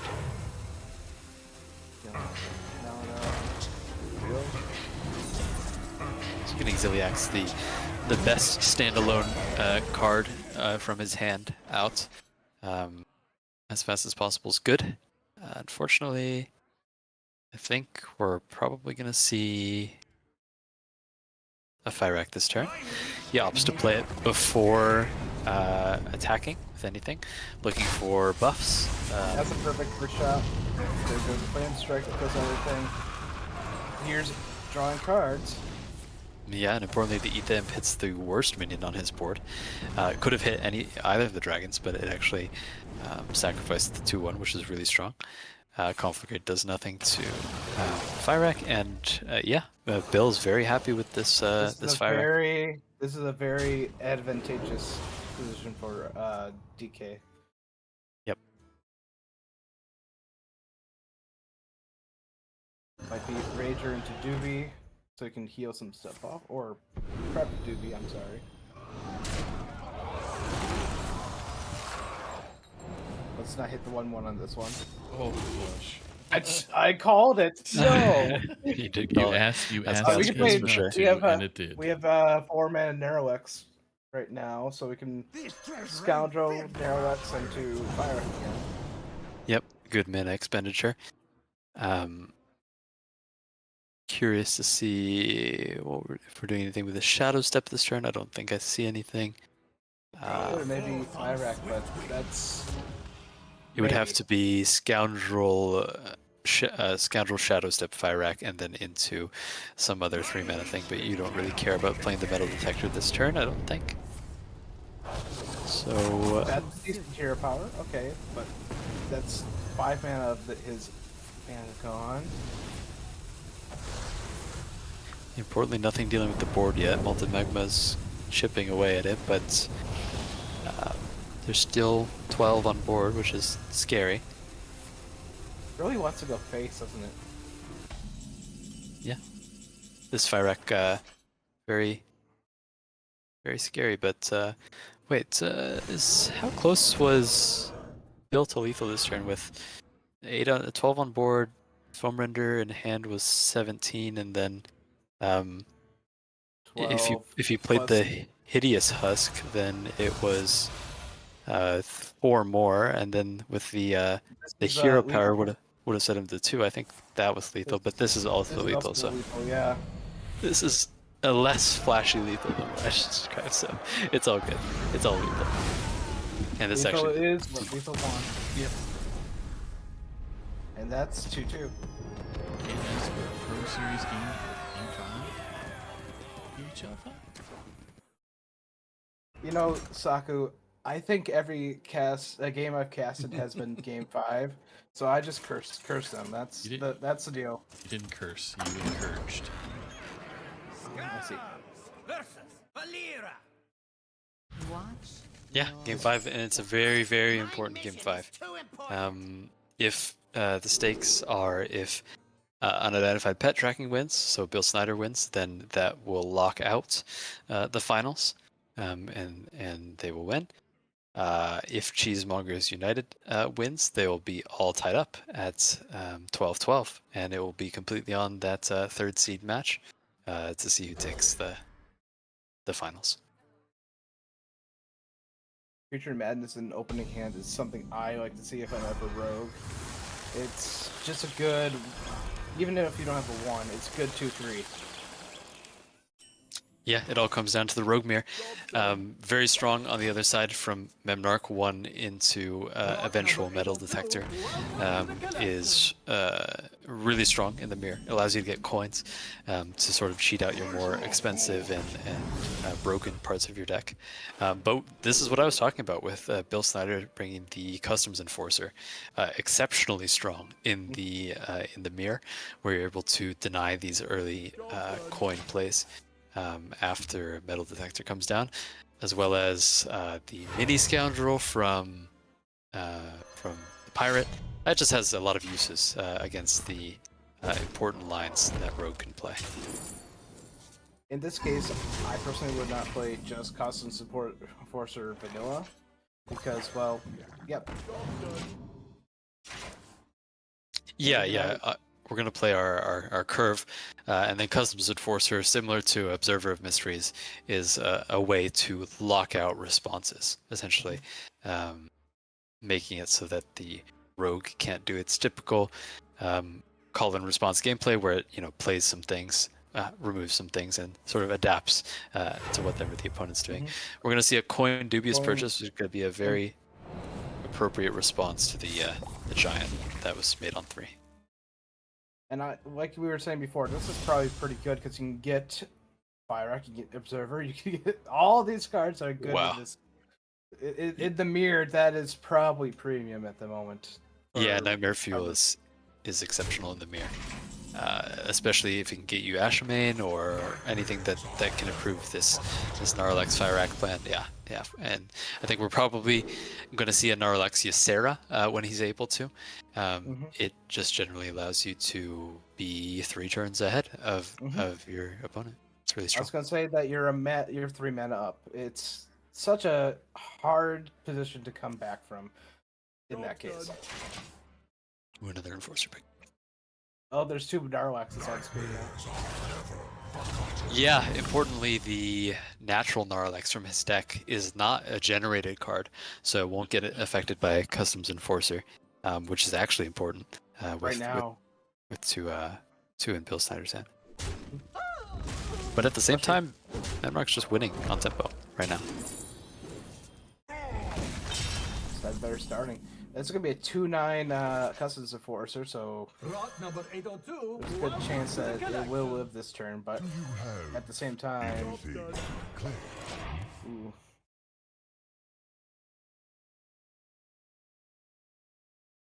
I think we're going to see a pretty slow turn here from Memnarch. I think he's probably just going to play the Sandbox Scoundrel and the Creature of Madness, if I had to presume. Or something that can dump a card from his hand. He does have 10 cards, so I'd look to try and get down from that, or else he's going to burn. But I think this is the best play. It creates the most stats while also setting up that mini Scoundrel for next few turns. Unfortunately, that mini Scoundrel does cost 3 right now, so it doesn't actually discount any mana until this Customs Enforcer dies. But that's why we're putting the most stats on board as we possibly can to be able to sort of contest that Customs Enforcer. I think Shadow Stepping the normal should work too. What to say was the other one? Apu. Shadow Step's the normal To declare? Sandbox Scoundrel. That's a really nice find from Memnarch because the other one didn't start in his deck. So therefore it does get affected by the Customs Enforcer cost increase. This one essentially is free because it's 3 mana and it's going to discount something by 3 and doesn't break himself in terms of he was able to draw a card. So I really like the play that Memnarch did last turn. We're gonna be burning some cards. It looks like. Yep, gotta burn some, gotta spend some money to make some money. These Customs Enforcers have to die before Memnarch can do some more of the broken things in his deck, and you can see how much these Customs Enforcers are actually delaying him from doing that that Neurolex Ysera that we said was going to be very strong, getting him along his game plan. It might actually make Bill Snyder's game plan 1 turn faster. This is treasure. Yeah, looks like we might have a Narrowlex into Fire next turn as a possibility. Though I would personally agree with you that I'd want Ysera over Narrowlex. It's Fire. But Shadow Stepping that mini is very good right now. Mysterious. I would have held it first, really, actually, if there was a... Oh, that's a lot of secrets. Never mind. I also love Shadow Stepping the mini. I'm split between saving it for some more broken things the next turn, and then also playing more secrets this turn. I think Bill thinks that he's in a position where he's sort of locking Memnarch out of this game with some additional secrets and Customs Enforcer, and just making it extra sort of hard for Memnarch to dig his way out of this situation. I would have definitely considered saving the Observer for next turn. So after you get some pressure down, then you can play a free Observer, and then that also guards your pressure. But in this instance, he's just going to try to push for lethal within the next 2 turns behind this Customs Enforcer. That's another Ysera. Char, nice buff to the open. Fyrakk tanks the There goes conflict. No, not Soldier Still. Yeah, you don't like to see yourself milling Shaladra still. It's a really strong That's card, a but, save. Lethal. but yeah. you're definitely fine if milling Shaladra still gets you lethal. So that Shaladra still was essentially a power of the wild, and it closes out the set. Mm-hmm. Wow. That was It's- quicker than I thought it was going to be to honest with you. I thought it was going to be like a couple turns later. Yeah, I mean, you see the power of Customs Enforcer. It's a very strong tech card in, It's so in this annoying. Yeah. in this meta. Right, we'll see if we I can tried get- to do the same thing on my rogue. Yeah, go ahead, Saku. Go ahead, buddy. Go ahead. Okay, I was gonna say I was trying to do the same thing in my rogue game, with trying to knock out the what's it called, the cards generated by Zephyrus, but at the same time it didn't work. So whatever. Okay. Get Bill in here for a quick interview. Yeah, and that is Pro Series Finals wrapped up. Bill was able to clutch out from the 2-1 all the way up to a 3-2. So Yeah. congratulations, Bill. Congratulations. You had to Thank take it you, to Game guys. 5 to make it exciting, didn't you? And you added me as Yeah. a friend, so it's probably an incentive to. That was the best part of my night, to be honest. 'Cause I didn't realize I wasn't friends with the great Saku. Buddy. Um, Yeah. No, but I told Memnarch before we kicked off that game 5. I was like, I'm glad this came down to a Rogue mirror because it sort of summarizes this entire meta for me. I just feel like Rogue has been the one constant throughout this meta that we've seen. That just it just sticks around, and like the cards may change, but the core cards, the cards that make it work are always there. Shadow Step always there. Prep always there. Like we see all these Right. cards from every iteration of Rogue, and so it was just fitting to me that it ended in a Rogue mirror. And I have to say, like, coming into this series, I was really nervous because, if I'm not mistaken, we've lost the last 2 finals. With this team with identified pet tracking, because I believe we were in finals last year and we were in finals the year before. And so, or excuse me, not last year, last season and the season before. And so it's nice to finally get over the hump, get our championship. All credit goes to C-Mac. He brought the good vibes. No, but I have a great team. I'd like to thank all them. I'd like to thank Toucher for captaining. He does a great job. Um, this has just been an awesome experience. And how much of that teamwork went into your lineup creation? We saw the Beast Hunter get the win in game 1. Is that a deck you just been enjoyed playing, or was there a specific target that you were looking at in your expected from Memrick? So, this is really embarrassing to admit. I did not have any time to do lineup prep this week. Like, it was a really busy week for me. I had a volunteer event till right up until submission last night, and I was like, CMAC has never led me wrong. And so I stole CMAC's lineup. Like, you might actually be able to click my classes, Oh, and yeah. it's I see it actually, now.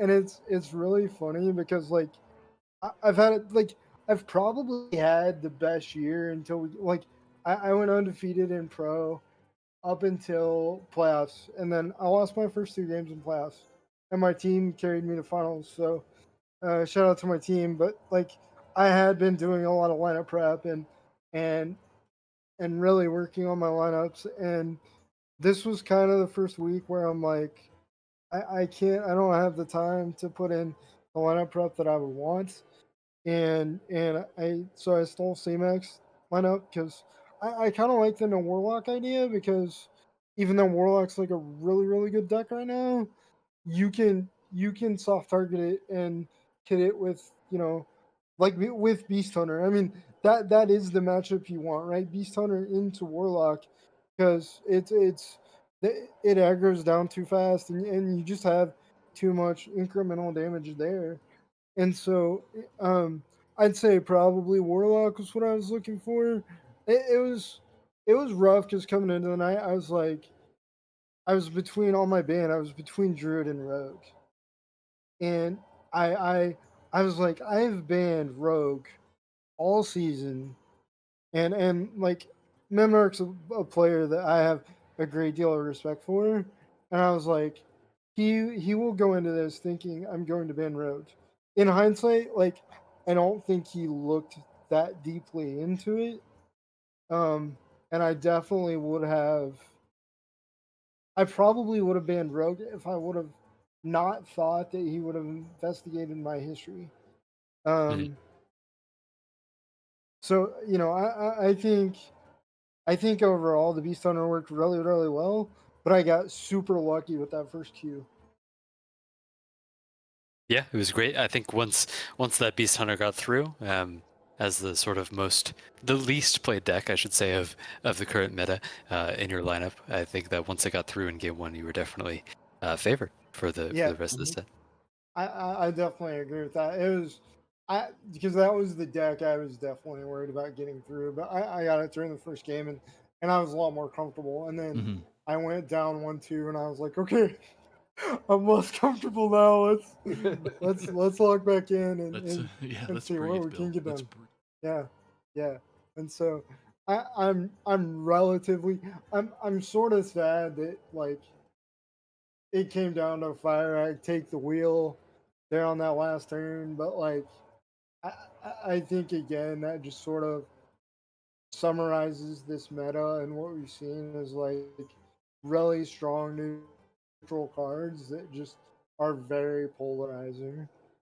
Well, even we saw you put in the neutral cards that are the counter to the other neutral cards. So they did a lot of work in that last game. Your play of we were talking about your play of Customs Enforcer was really good in that last set. It was very, very cool to see.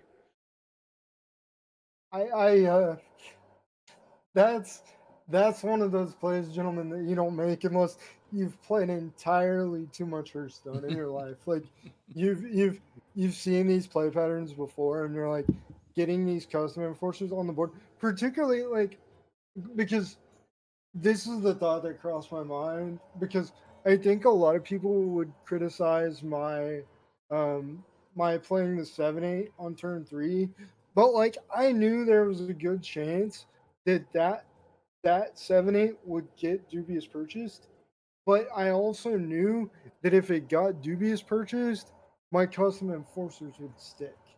So it was I don't want to give myself too much credit, but I definitely had foresight there in terms of I need to protect these custom enforcers because of the amount of coins he has, and to try to eliminate the pirate minis and anything that he can possibly generate.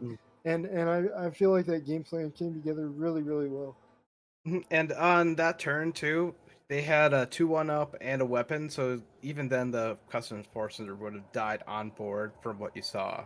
So at that point, I think when I was looking at that at the moment, I'm like, that's probably the right play.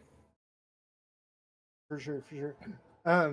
Yeah, but I was really happy with my play in that last game. Yep. I'm pretty sure I'm gonna go back and watch a couple of those middle games, and there's gonna be some micro there that I can improve on. But like, I was really pleased with my play overall, and glad that I could bring this home for the team. Yep, you won it. So congratulations to you and the group there. So not sure if who's left, Harmless Dog and the Toucher. Toucher, yeah. So they were supposed to be on it around 11 o'clock on Sunday, but maybe that might be no contest since the points are there, I believe. But we'll see. I'll poke Toucher and see if he'll play anyways. It's up to the players. It's no big deal. So yeah. So I real quick, I know I shouted out Taku before this started, but I don't know if this is appropriate given it's a pro stream, but I want to shout out my legacy team. I probably would have quit Hearthstone this year if it wasn't for my legacy team, but I had such good vibes with my legacy team too. I don't know if any of them are watching. Vampire Nighthawk, Saku, you subbed week 1 for us. We had such good vibes and Overloaded. Like I just want to shout out those guys because they made Hearthstone. They made me enjoy Hearthstone again because it's always been about the people and how great you guys are in the community and this game's truly made an impact on my life and it's all about the people and so I just want to shout out my legacy team. Thanks guys. You got it. And You made it you had, wonderful. you had the perfect name for it. If nobody knew, Bill's team from Legacy is just called, shouldn't say just called, it's Bill. So, Yeah, it's yeah, and everyone thinks entirely too highly of me on that team, but I love them all dearly, and yeah. and I've had a great time this season. So Yeah. Well, Well, you guys had an amazing season too. I mean, Yeah. undefeated through it. Regular season was Mhm. awesome. yeah, we just couldn't pull it home at the end, but I'm really proud of that team. They did awesome. yep. Well, thanks again, Bill. Congratulations to you and course. the team. UT. I was going to say UTI, but that would be a different team name. So, You don't know UTI. unidentified pet tracking. So, congratulations. Should the no contest go through the other two players, it's all good. So, enjoy your night, Bill, and thanks again for you and Memnarch for being on stream. It was enjoyable. Yeah, and thanks for streaming it, guys. Thanks for casting it. I've been in your shoes. It's not easy. Nope. But I appreciate you guys putting yourselves out there and doing that. It means a lot. All right, buddy. Appreciate you. Take care. Have a great day or night. You too. Bye bye. All right, now we're into the final third match, Hero Series. I haven't told the players to start their bands yet, but I'm sure you whooped up in quick fashion. Chit chat about the brings. Tell the other players to get their stuff in Yeah, order. exciting stuff. Pro finals finishing up on stream today. Now Hero finals is gonna finish up right We're here. just lucky to watch it. It We're would have just been. lucky to- It would have been Hero Files if I lost. right, Last and then game. and then with the with the third legacy match, legacy finals match going on right now between Saltman and his opponents, we're gonna see legacy finals on stream tomorrow. No matter which way it goes. Yeah. So exciting stuff at the end of the THL season here. We've got a lot of great streams coming for you guys. That's some big players coming in. So you're for Legacy while we're waiting for the Hero team or the guys from Hero playing. So you're at 7-2 this season, going up against Amazing Goo at 6-2. You got T-Cat, T3 Cat, 7-1, going up to Judo at 6-3. So it's some serious records going on. Mhm. Yeah, some amazing records on the line. I think this season in particular, I mean, we've seen a lot of new players come into THL, and we've seen them have some incredible seasons. I think in the past 3 seasons, especially, like some of the people on Bill's team, like he was talking about with Bill, have had some undefeated regular seasons as well. We're seeing these new players bring some new life into THL as the old guards sort of disappears here and there, and it's really exciting to see some new play getting into the scene. Technically, this is my 3rd season too, so I'm kind of new as well. I don't have a bad. You're a veteran now, dude. Oh, my back hurts. That means. My back. Yeah, I've been in and out since Castle Nathria, so I'm getting to be part of that older guard, but still enjoy the people. That's why I'm here. That's right. I agree with Bill on this one. I was enjoying Hearthstone other than playing with THL with you guys, so keep on, I guess. Keep on keeping on. All right, so I got the bands here for have here.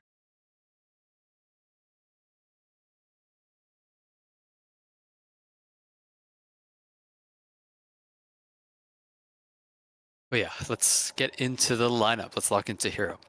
Yeah, DKDH Warlock Mir between Fresh Master Funk and Judo Chop. Interestingly, I mean, nobody on APM brought Rogue, choosing to drop it for some other sort of more techie classes.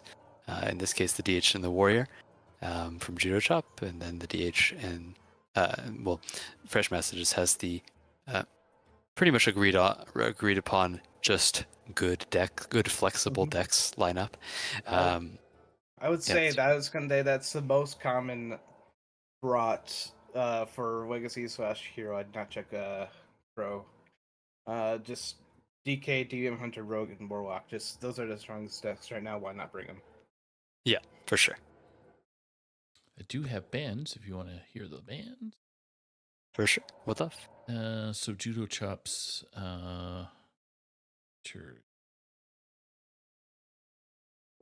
Judo Chops Warrior or Warlock is banned. Yep. And Fresh Masters DK is banned. Okay. Yeah, the Warlock being one of the strongest deck. We've already talked about it with Bill. Warlock has the option in closed list that Hero Series is to pivot to either the Egglock or the Quest Warlock. Once you see the decks from the classes from the opponent, especially with Egglock being really good into Rogue Warlock DK. I'm not surprised that it got banned out, as you have to respect the fact that in the Hero Series, a deck can sweep. You keep playing on it until it loses a game, and so Egglock can sweep in that respect. Yep. Mm-hmm. Okay, so the players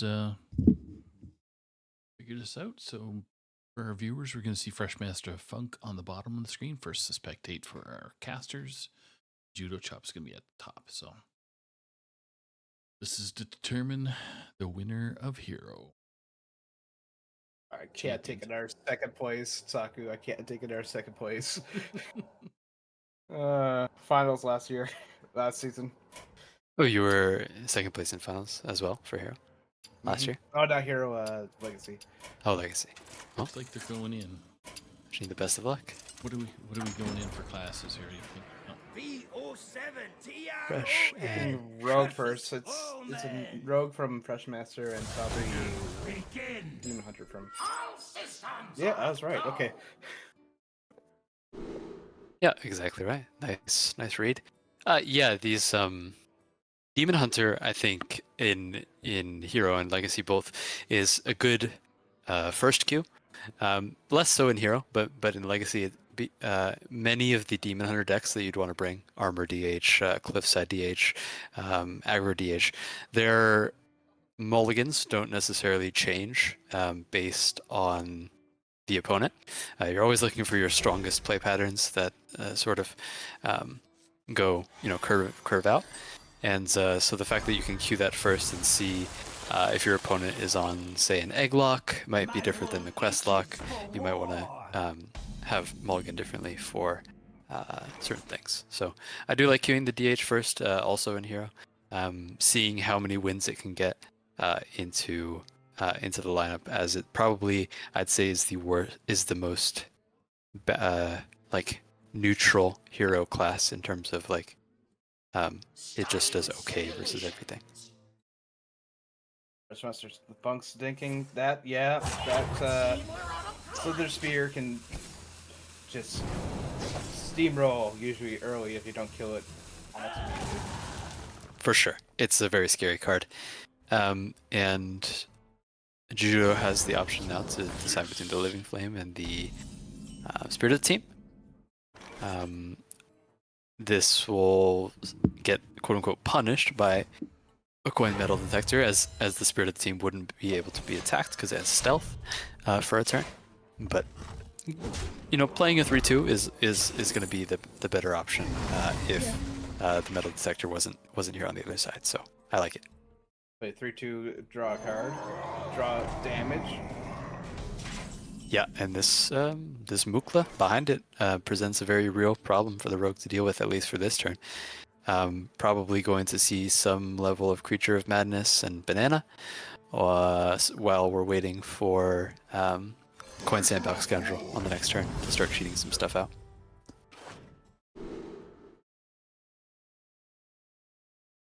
None of these are really enticing. Ooze is going to be good for stats, that's for sure. He ends up taking the 6/4 for stats, as it has lifesteal on it. Lifesteal, obviously, a very important stat against status against Demon Hunter. If they can't deal with it, then you're essentially erasing all of the progress that they're trying to go for. So I do like picking up the lifesteal, especially as it's going to be able to be cheated out by Sandbox Scoundrel this turn. I assume that's what we'll see. Mm-hmm.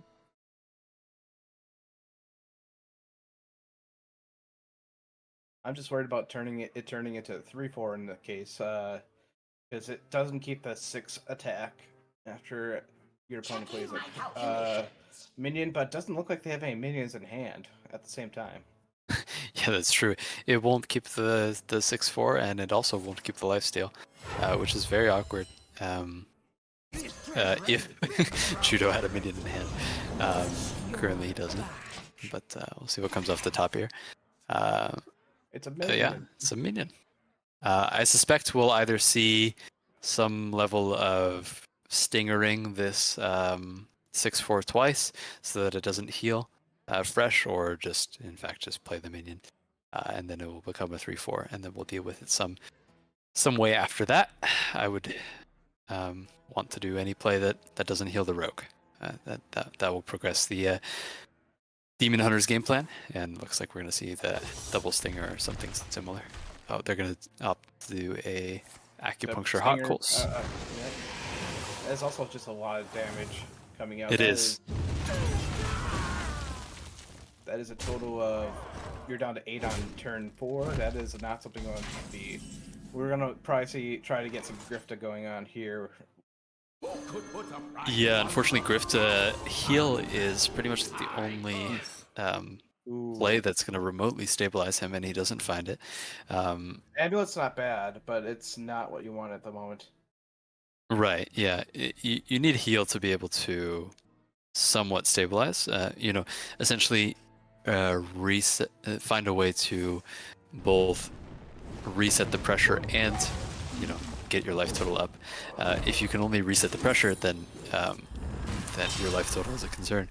And if you heal, then the pressure is still a concern. So I'd almost coin Customs Enforcer here. Coin Sandbox Customs Enforcer. It'll take make Amulet cost 3, and if they have the Stinger costs 3, and then if they have to generate any more cards here, it's going to be rough going. Yeah. Importantly, all of Judah's hand is generated. So even though Fresh can't see that, it would be an exceptionally strong play. I think he should absolutely do it. Additionally, you also need to just start racing the Demon Hunter back. They're gonna kill you over the next few turns. So you need to definitely figure out a way to kill them if you're not going to be able to find healing from something like Ziliax, which we don't see in hand. So yeah, I definitely like this play.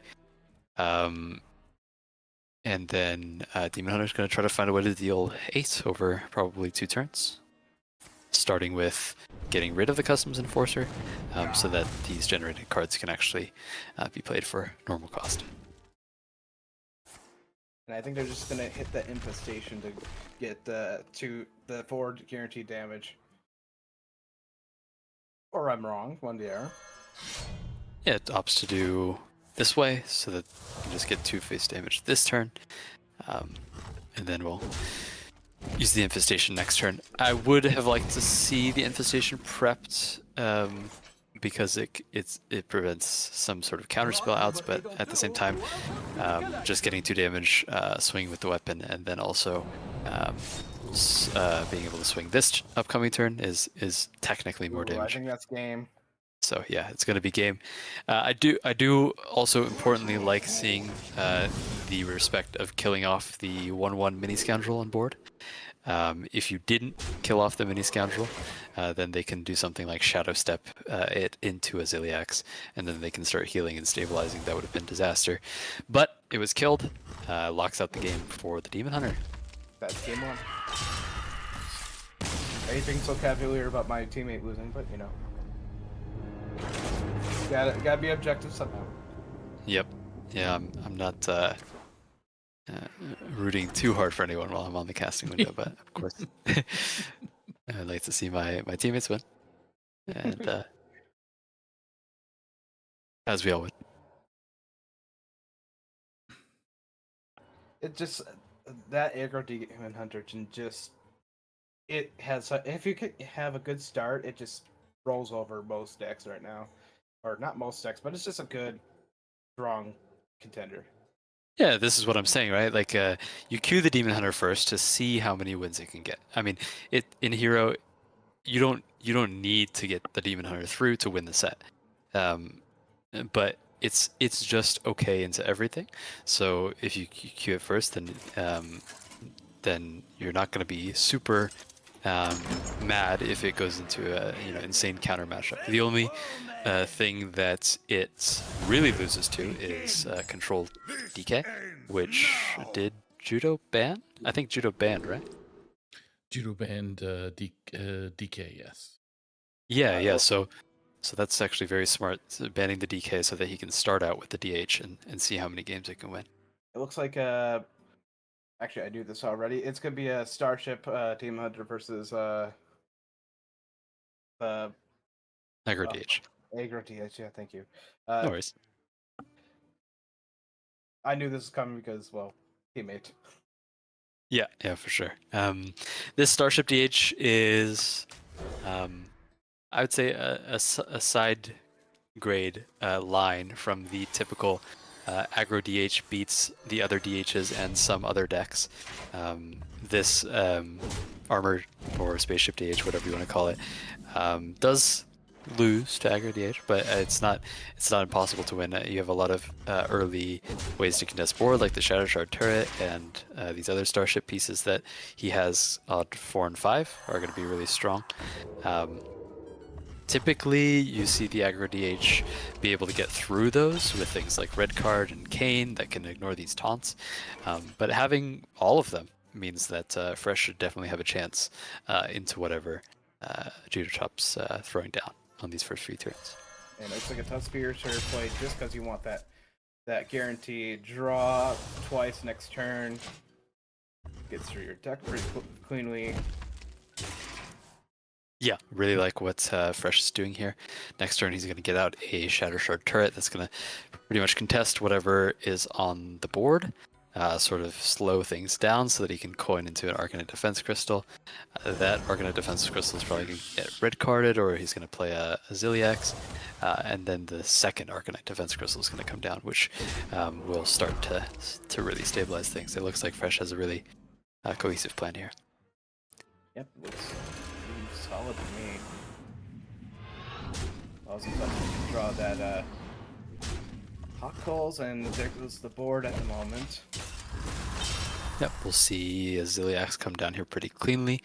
I don't see any other thing that's too enticing. Obviously, you could prep the infestation, but you really want to stay ahead on board as the aggro deck into the I'd say more controlling deck. So this is definitely the play.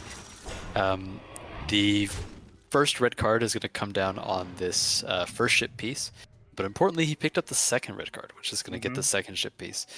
So this Ziliax starts to get really scary now that he has that second red card in effect. I don't see any real way for honestly Fresh to deal with this Ziliax on board now that second red card is going to come out. Not really. I agree. Next turn.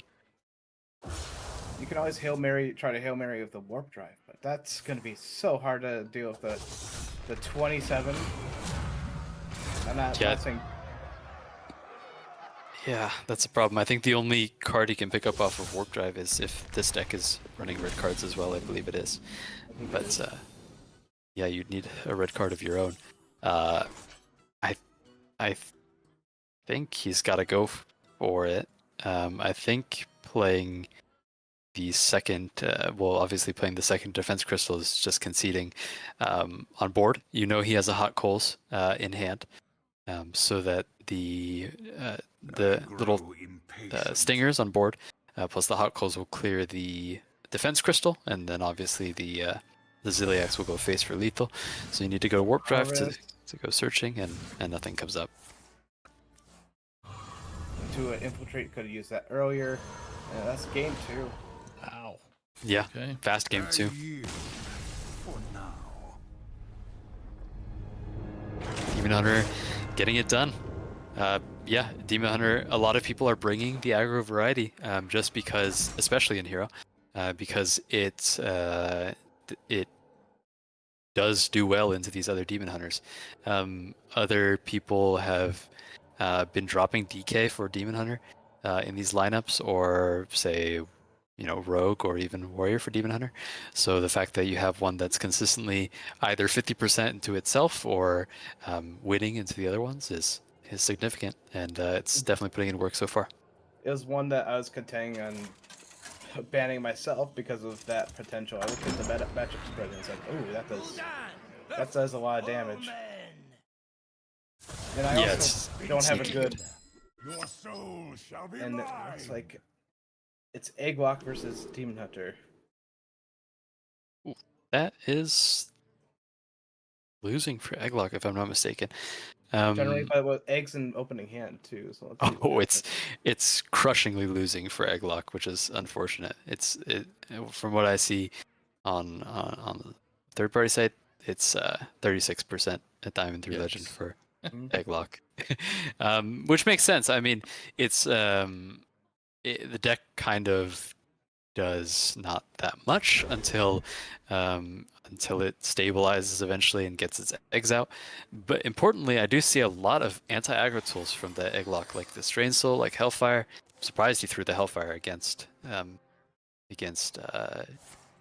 Demon Hunter. That's one of Ooh, the this red pretty card good ones. though is gonna be. I know we're gonna probably coin out egg, but red card at the same time is gonna just stop that progress on the egg coming down. Although, Hellfire's back. and Yeah, we'll coin out eggs in the hope that we can Abusive Sergeant, trade it into something, and then eat the imp. Proccing it 2 times and drawing 3 cards. It's very strong. But if Judo comes out with that red card, then it just mucks up the plan of what you want to do with this deck, which is be proccing that egg while also clearing. You want to keep clearing, keep stabilizing while you're proccing this egg, so that eventually you'll have a board. Declare. Yeah, I'm very surprised to see Customs Enforcer here. I guess it's just a 3-drop on 3. Yeah, and because he had nothing else to do with his other mana from red card, then actually this was probably the best play, just to play something. I'm very surprised that we didn't see a Abusive Sergeant.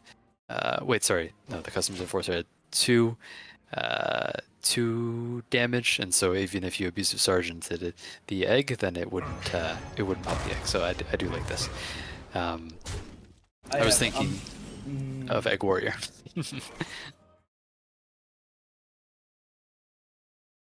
What were you gonna say, Glacier? Oh, I was gonna say this is pretty tough on the opposite end right here. Like the Zodiac having 7 health is not nothing.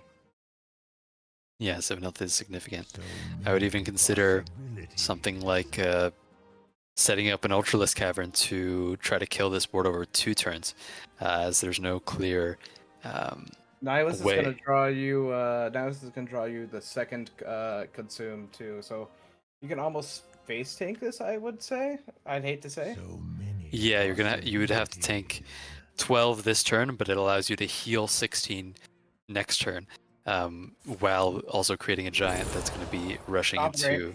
Or Eternal Layover, Yeah, which is actually pretty good because that means red card's not gonna slow that progress that much.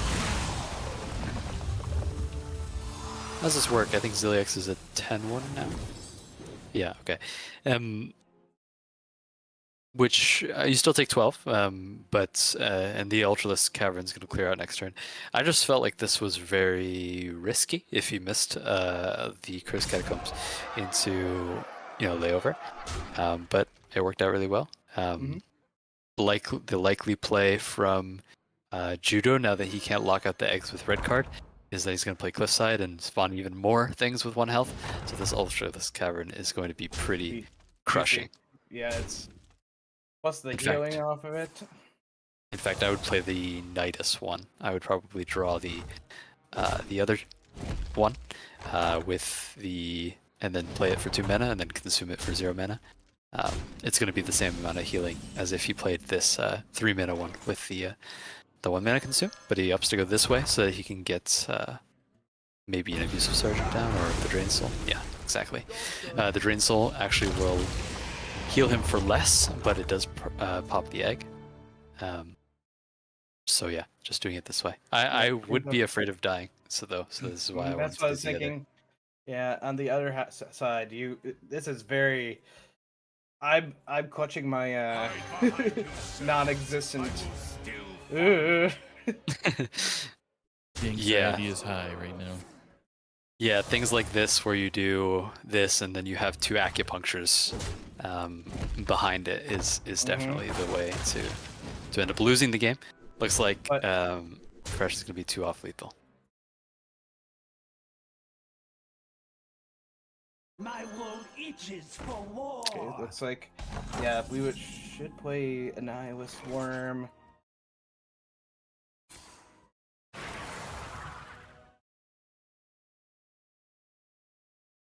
Well, think I would. Hellfire, no, this is. I'd be very surprised to see. Wow. Yeah, I'm still scared of this health total, especially Hellfiring here. Granted, it does spawn in 2020, but red card is very scary on the back end. You know Kayn is down, so that's definitely one counter to Kelos. But yeah, I think you're definitely in range at 11. Say with something like red card, locations, and then double acupuncture. That can be pretty scary. I don't think any combination of things is lethal this turn for the DH, but over 2 turns is what I'd be very scared of. Thankfully, you still always have that Nidus Worm heal plan in the back pocket. And then there's the red card on the 2020. And this is gonna be 9 damage coming, not 9, 4 plus 4, 5. No, that's 9. Yeah, I'm curious to see whether he plays the acupuncture or the Slither Spear. I think since the acupuncture is guaranteed damage later, and it might be buffed by Thalnos, we just play the Slither Spear. Additionally, the acupuncture can trigger things like hot coals for even more damage. My world itches for If I played that war. correctly.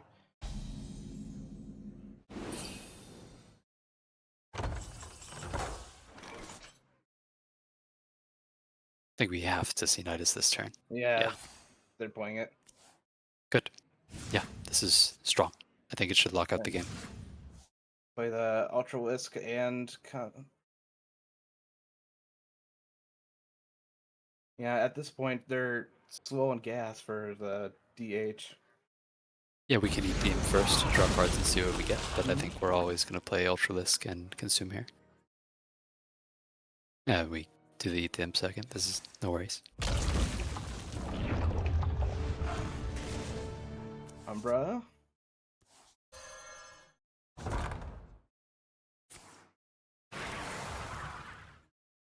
And you can keep the. Or I think we're just gonna hold that, yeah. Yeah, more 1/1s are going to be coming down this turn, so it's And that is, I think that maybe. I hate to say GG, but that is very unfortunate on the Demon Hunter side. You see, you can probably no, not even then. I was gonna say you could probably make him lose a card, but no, not even then. Yep, that Yeah. 2020 wakes up next turn and And the hold on the Cavern is really good right now. It deals with these 1/1s. Yep, I really like the way that Fresh ended out this game. For sure, we thought healing was better, just in case there was some fringe lethal outs that the Demon Hunter could have gotten in the last few turns. But now that Egglock has stabilized, should be pretty smooth sailing to the end of the game, unless Judo had some miracle hand like acupuncture, hot coals, or something like that. But that's not what we see. So. Should be good. I think that's. And Ooze wins the game for them. Yeah, It it was- was going to be lethal. Ooze is lethal. Go ahead. Do it. Yeah, nice pickup. It guarantees the win now because you don't want to worry about that later. Just a Well, so- slight overkill. This is not more than my 3 2020s I made on Yeah, my last game. that was definitely overkill. Yeah, it's for fun. I didn't want to BM too hard though. Right, no, I don't think he was too miffed about it. But Questlock, sorry, Egglock wins the 36% or whatever I said it was. That is very unlikely. So, okay. Yeah, keeps fresh in the set. I mean, very much in the set. I don't know what the exactly what the other two decks he's going to be on is. I mean, he still has to win with. He's got to win Sorry, with what- Warlock, and then Judo's got to win with DK. Warrior, obviously. So Sure. Okay. Right. Yeah. He of course has to keep winning with Egglock to win the set. Yeah, I think that was probably going to be Egglock's hardest matchup. I mean, Warrior is definitely playable for the Egglock, and DK is also very playable for the Egglock. Definitely more playable than 35 at least. So, anybody's But set, I also- think. Depending on the Warrior game, I still think if you can get the egg out on 3, which is what you want, what's it called? The testing dummy is, I don't know if it's going to be mech Warrior, but that's what I expect. The testing dummy can proc the egg more than you'd like. Yeah, for sure. Things like the way that Quest Warlock plays and the way that Mech Warrior plays, they want to kill the things that, or they give random damage pings to the opponent, and that can progress Egg along much more quickly than is expected. So it is going to be a Mech Warrior from Judo. Mm-hmm. I heard that's They got doing a lot. testing dummy on. They don't have the 2-mana spell though to discount them. Oh, it was Yeah. going to be testing dummy on 4, but he opts to mull it away in hopes of getting towards this Tortola, chemical spill plan, which is actually good against Questlock. I don't know how good against Egglock it is because Egglock has things like Eternal Layover and just things like this that will kill Tortola in one shot. But honestly, it's very interesting to see that he got rid of the mech plan. Oh, there comes. Oh, that's it. Cool. Yeah, Eternal Layover toward that Tortola, which can be coined. Oh, Yeah, Chem coined spell. out next turn. Yeah, coin can spell. Quinn Chem Spill is going to be met with Layover, Mhm. which is pretty crushing. Because Oh, my apologies. I was gonna say Conflagrate in this matchup is just so good. Yeah. Because you can just hit your own egg with that and draw a card. It's 1 mana, draw a card. yeah, and progress essentially your onboard quest that egg is. Ultralisk. I would probably Conflagrate and Ultralisk. Conflagrate first, see what you draw. Ultralisk, just in case they do end up playing something. Yeah, I see no issues with that, and also the Ultralisk sets up Oh. for the Layover next turn, which would be really strong into a Coin Chem Spill Tortola. This play also very good. Draws 3 cards, which you want to do in Egglock. You really want to cycle your decks to get to the more important cards that you're looking for, especially things that can copy Egg, get this out faster. Copying Egg really important in Judo emoting because he sees that this egg is progressing very fast. But copying Egg is very important in a lot of matchups, as a lot of decks can just deal with one 2020 if it's not able to attack. So you really want to get multiple of them out. So that you have multiple waves that if they try to clear the board with the 2020 on it, then you have another one that's spawning right behind it, and you'll have one that can attack. Do we greed? That's my question. Do we greed? Yeah, I can. mean, you can. I think you I definitely would can. not lay over this turn, by the way. I probably also would not lay over. I'd probably set up the cavern first, and figure out something else to do with my life. Maybe, maybe. I know what you're saying, but I think that's funny. I need to figure out what else I should do with my life. Yeah, unfortunately, the 2 mana plays in his hand are not really efficient. You know, Abusive Sergeant won't proc the egg, and then also tapping is just not really what you want to do with this deck. That's another natural card draw. But he opts to go with this plan. You know, get And Tortola. it's gonna be punished by the cubicle. Exactly. Yeah. Mhm. So you want to, whenever you're playing layover with this deck, you want to cleanly kill everything after the layover with the location. Obviously, doing it in this order allows that to live with 1 HP, and then you get a fresh new turtle to pop out from the cube.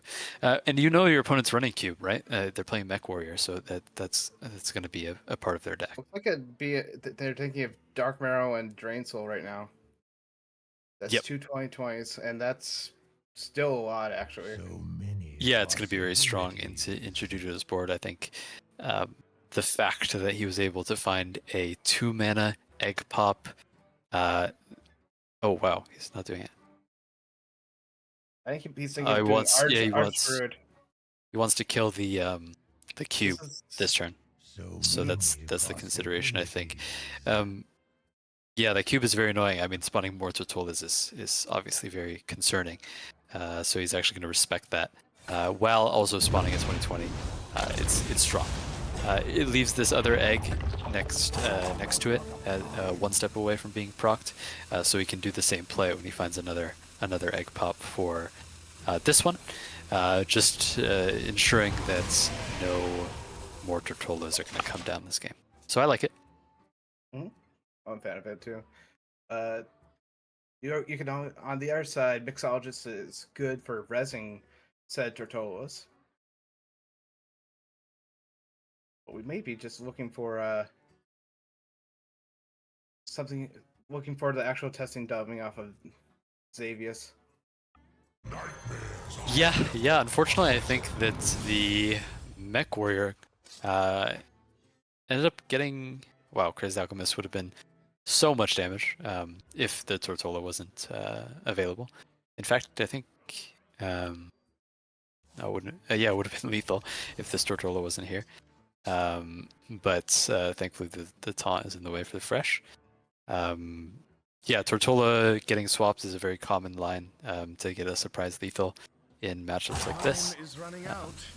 But honestly, Fresh just got a very fast egg start that was able to get taunt out in time.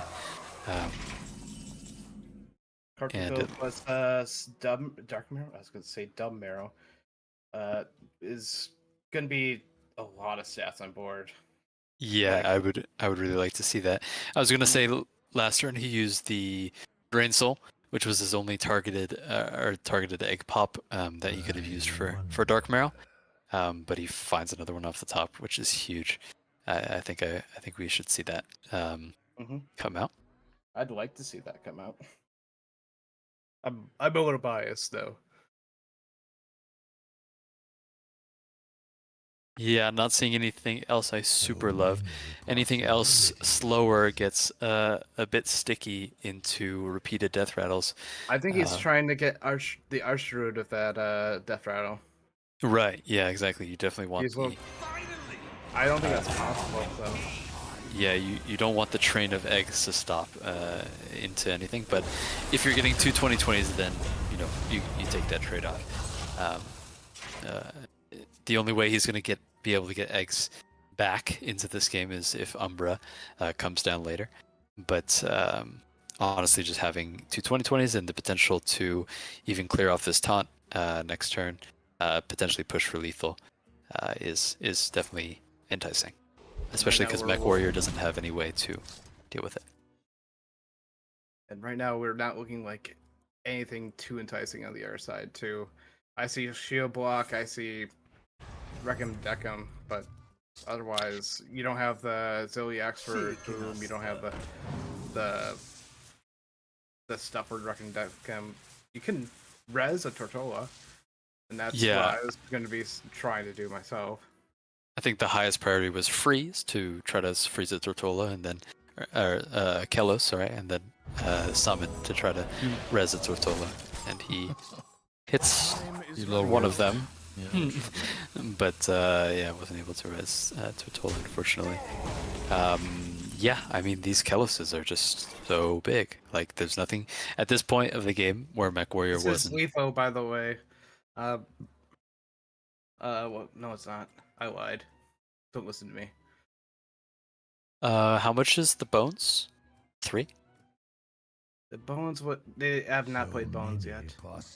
No, like from the dissolving use. How Yeah, much two, mana? Two mana.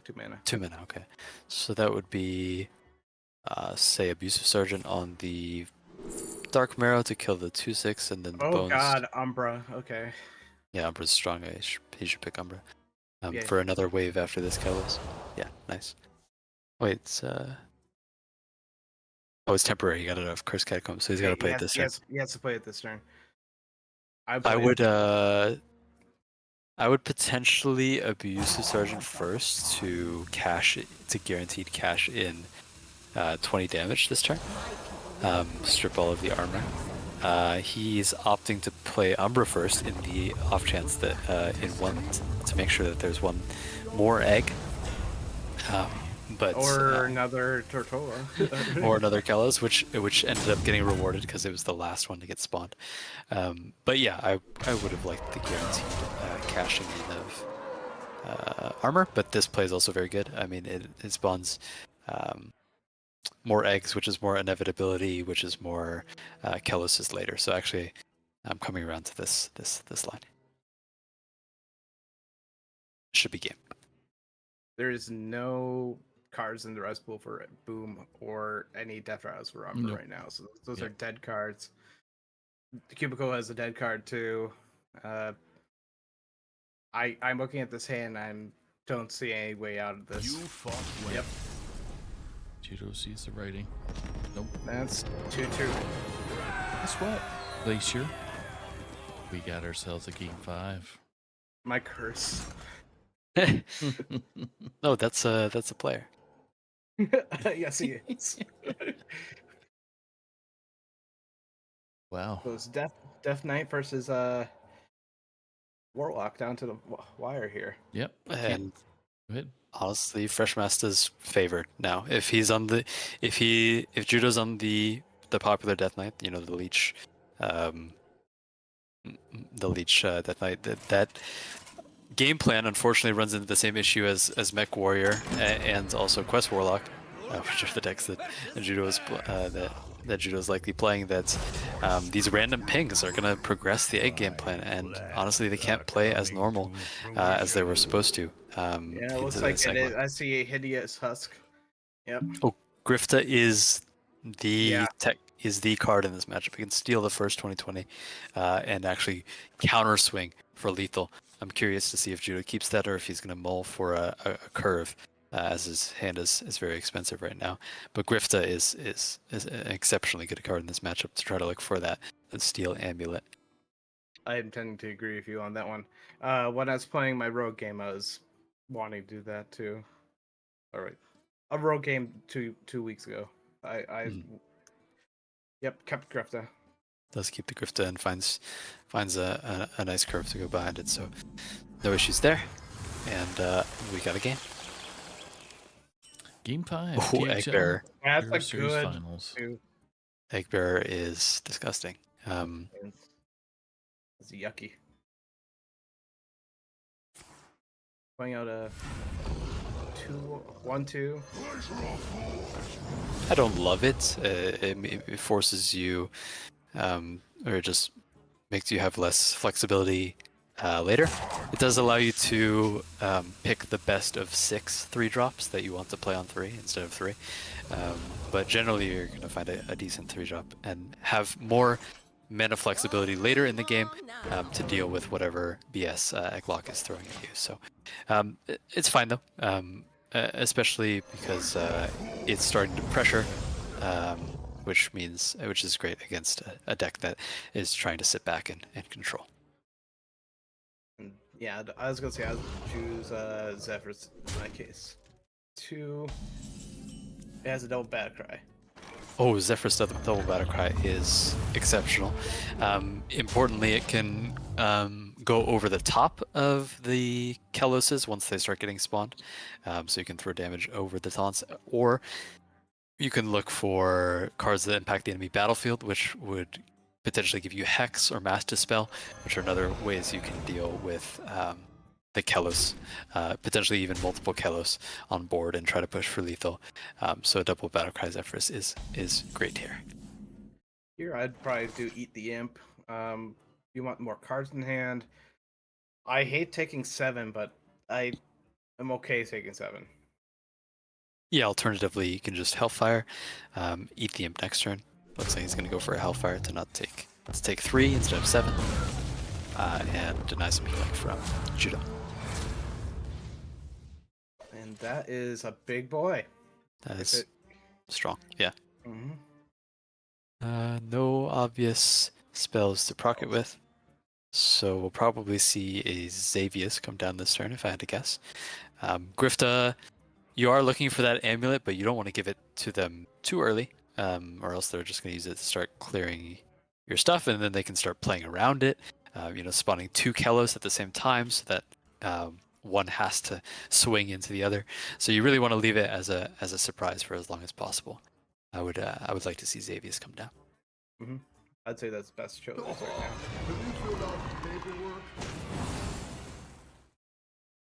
Oh, is he gonna go for battlefield? Really? I would have. Vanish. Oh, Vanish is strong, yeah. Equality, Vanish. I wonder if he was looking for a 1-mana spell too. I don't think there are any 1-mana spells that come from affect the enemy battlefield. Maybe, but like Holy Smite, if that's in the pool.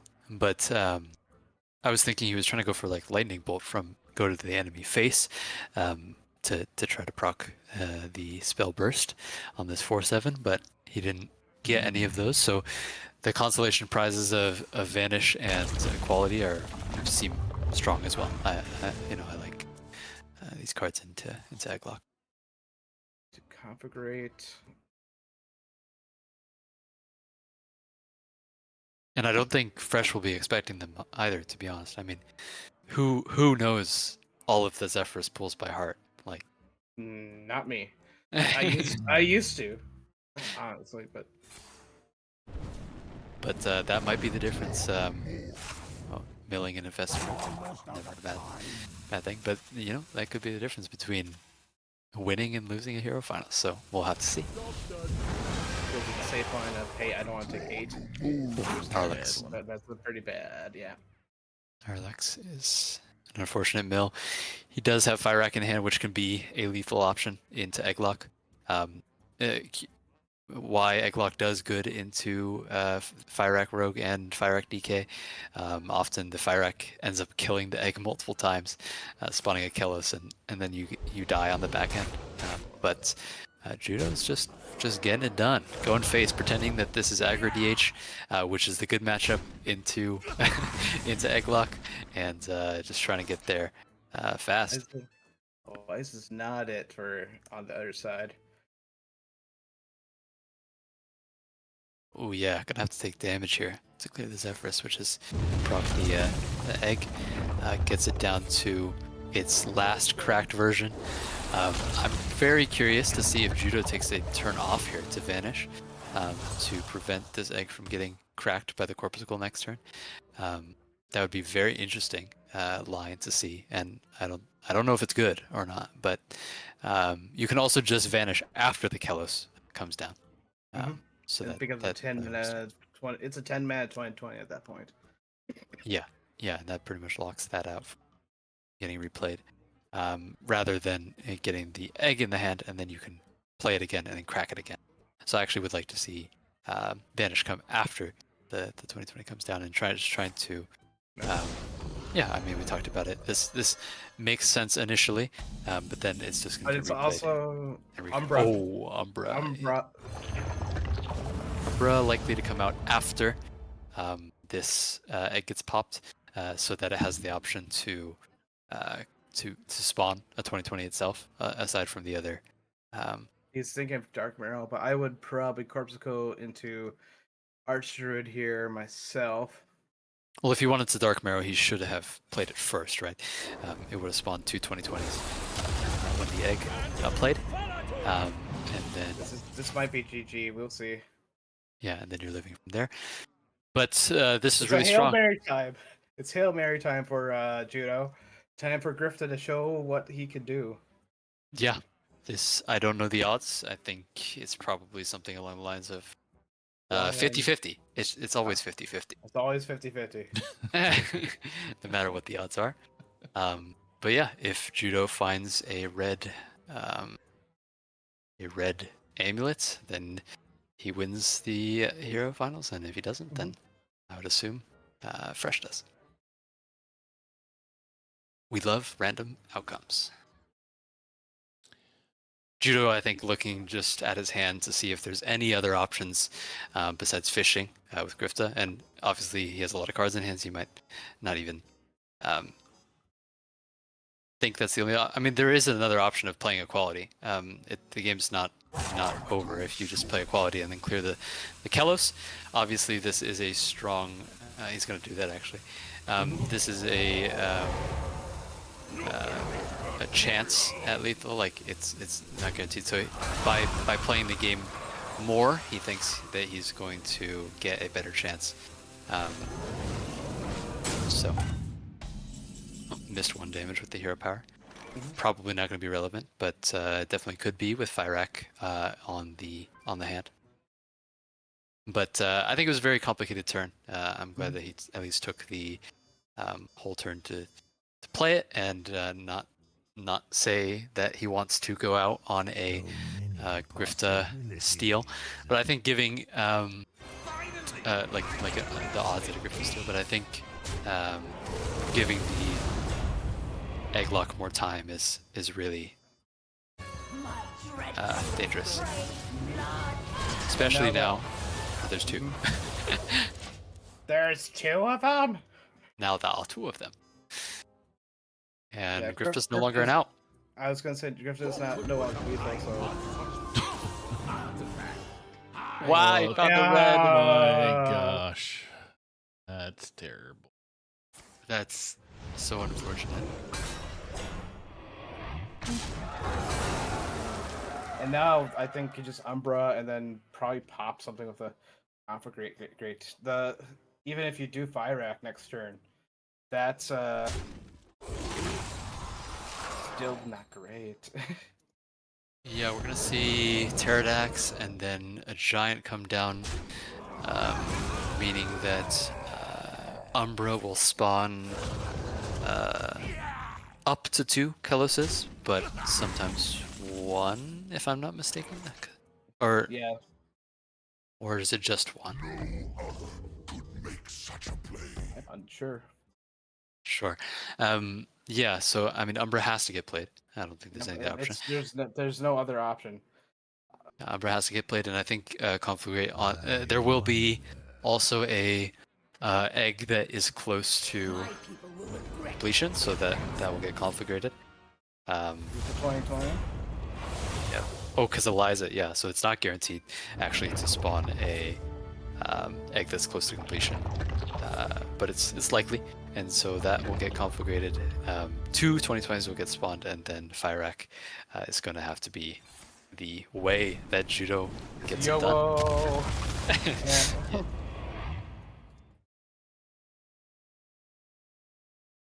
And keep the takes one attack. Yeah, just want to make sure there's no shenanigans with Grifta there.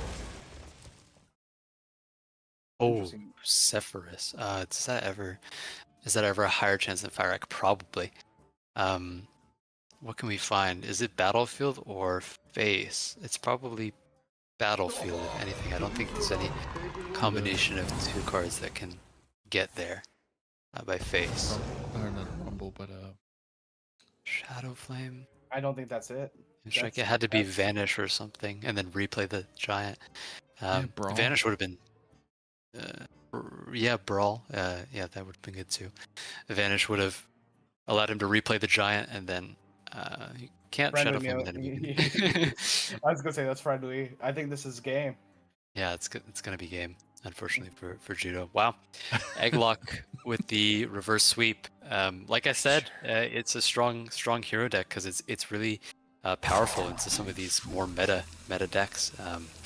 And yeah, really well piloted by Fresh to claw his way back into this one. Me and Fresh were talking about this deck before the game, and we looked at the matchup stuff. It's just like Behold, great it's very good power. into a lot of the field, except for most notably Demon Hunter. So Yo, do have our champion. Our Hero Series champions. Yeah, congratulations, Glacier. thank you. It's two like almost reverse sweeps too. Like Oh, this two one sweep- was a reverse sweep, right? Mine was Is- almost. It was one loss and then 3 wins. So Oh, two sweeps. Interesting. Just seeing if Fresh is available. Said absolutely.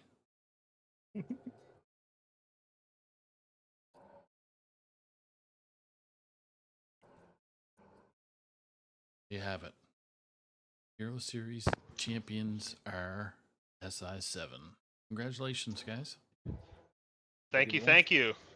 What a series that was. Holy Nice. cow. Reverse sweep. I thought I was so cooked at the beginning when I lost with Rogue and Demon Hunter. That was exactly what I didn't want to happen, was lose the opening matchup with Rogue and Demon Hunter, because I figured if I eliminated his Demon Hunter right away, I was in much better shape. But him killing my Rogue and Demon Hunter, I was in like a really bad position. Like my Egglock was pretty badly unfavored against his Demon Hunter. So yeah, it was tough for sure. You sweating? How's your back feeling for carrying it this season? Hey man, it's all right. I go to the gym, so you know.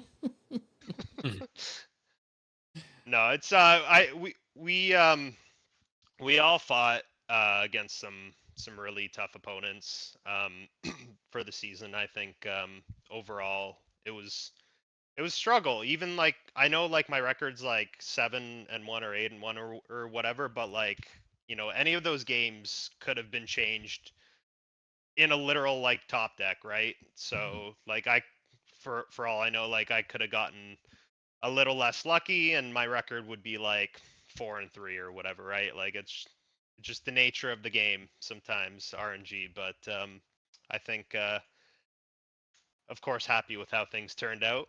But yeah, it is what it is. Can't be what it's not. Sorry? It can't be what it's not. That's true.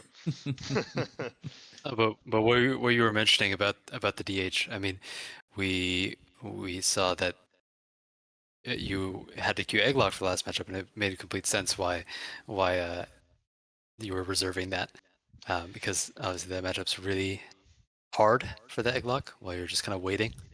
So Yeah, and I'll be honest, I wasn't really excited to queue Starship Demon Hunter into aggro Demon Hunter either, because aggro is a strong favorite too. Yep. It was Mhm. just kind of like, pick your poison at that point. Just got to hope for the best going into it. I thought I was like doing okay with Starship at one point. Like I got my Rush Wind Fury card early, which is definitely key to that deck, but that Ziliax, man, like it's just crazy. And aggro Demon Hunter, like It's a backbreaker. It's in every one of those lists for a reason. yeah, it absolutely is. It crushed me. yeah, red card 2 especially, Yeah. not allowing you to res the 4/5s. hmm yeah, I mean, like overall, they were really fun games. We uh, we love going to Game 5 for all the marbles, right? I don't That's know the if Fresh Master Funk. I don't know if you know my saying. I always have game fives. I've casted so many game fives Yeah. that I cursed you. Okay, so you wait until now to tell me, huh? I could have prepared a little better, anticipated a Game 5, but honestly, what threw me off is like I had a whole plan going into this, right? And never go into things with a plan. It just goes to show you. I expected him to ban Warlock, but he banned my Death Knight, which surprised me. And my line of thinking was, okay, um, if if I ban Warlock, then I have a really good spread with Egglock. And if he goes aggro Demon Hunter and I lose like the opening matchup with Rogue, I can just Q Death Knight, which obviously does really well against aggro Demon Hunter. But he banned my Death Knight, so I didn't have that ace in my sleeve. So it was definitely the right ban choice for him. I really expected a Warlock ban, and it kind of it threw everything for a loop for sure. Yeah, it was a very strong line for sure. I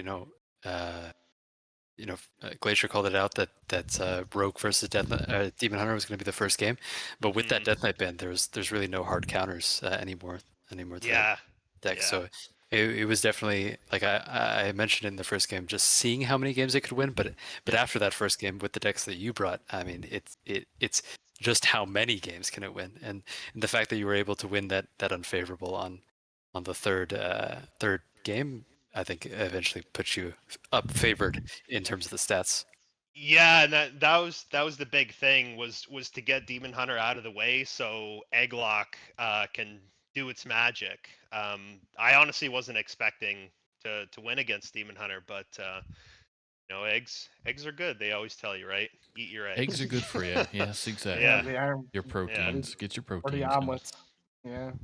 yeah. What a cool deck. I really gotta like. I know like this expansion got a lot of disdain from the crowd, but like Egglock is such a cool and unique deck.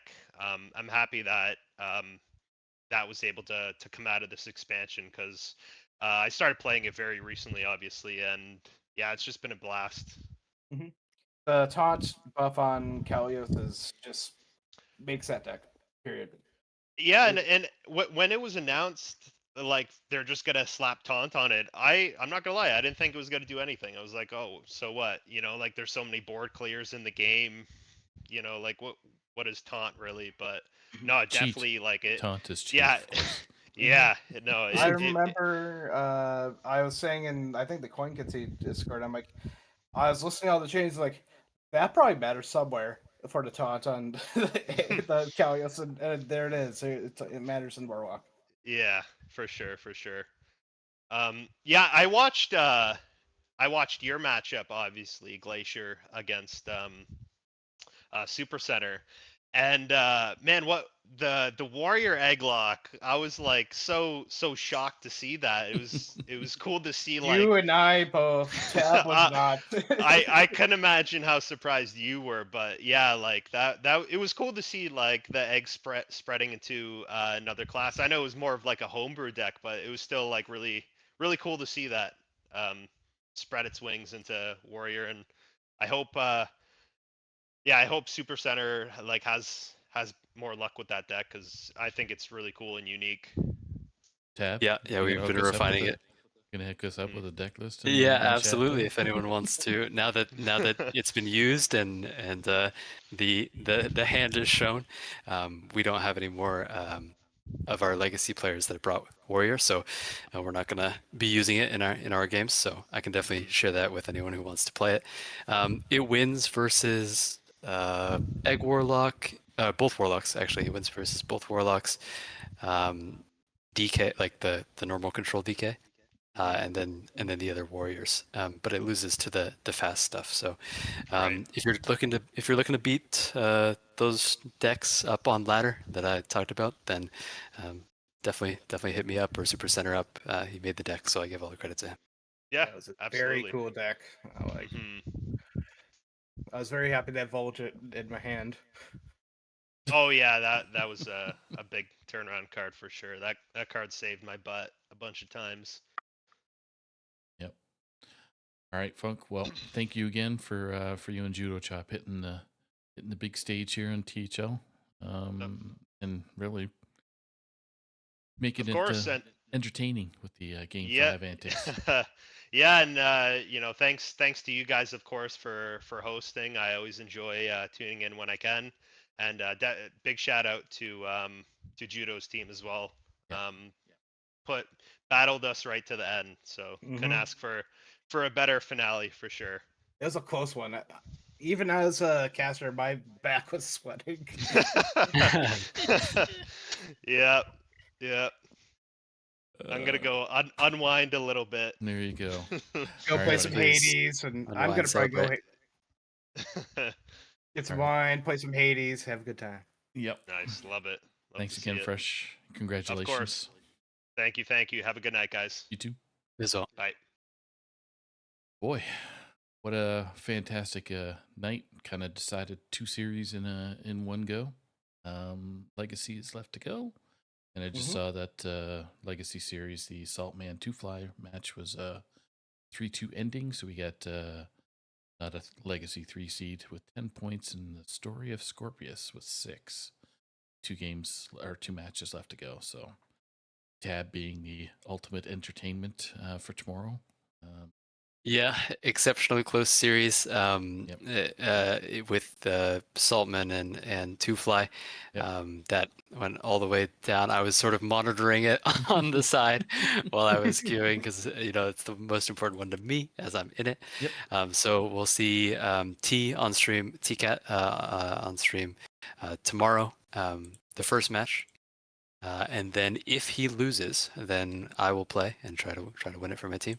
If he wins, then I'll talk with Amazing Goo if he still wants to play or not. Yep. But yeah, won and we win. All that matters. So I want to thank as somebody with no skin in the game, I hope you good luck. Thank you so much. Appreciate it. I want to thank Glacier and Tab for both helping me out instead of solo casting, making this a friendly, enjoyable moment with instead of just listening to me drone on about that card and this card. Terrific insight tonight, and I appreciate it. Yeah. So. As soon as you said, Saku, you're doing it by yourself, I'm like, I have time. I'd have nothing going on tonight. It's okay. I don't mind. I just wanted to make sure that the finals were streamed because it's important for the community and for everybody to see how the finals went. I think we missed a little bit of it last year just because of scheduling and obviously work and life getting in the way, but it happens.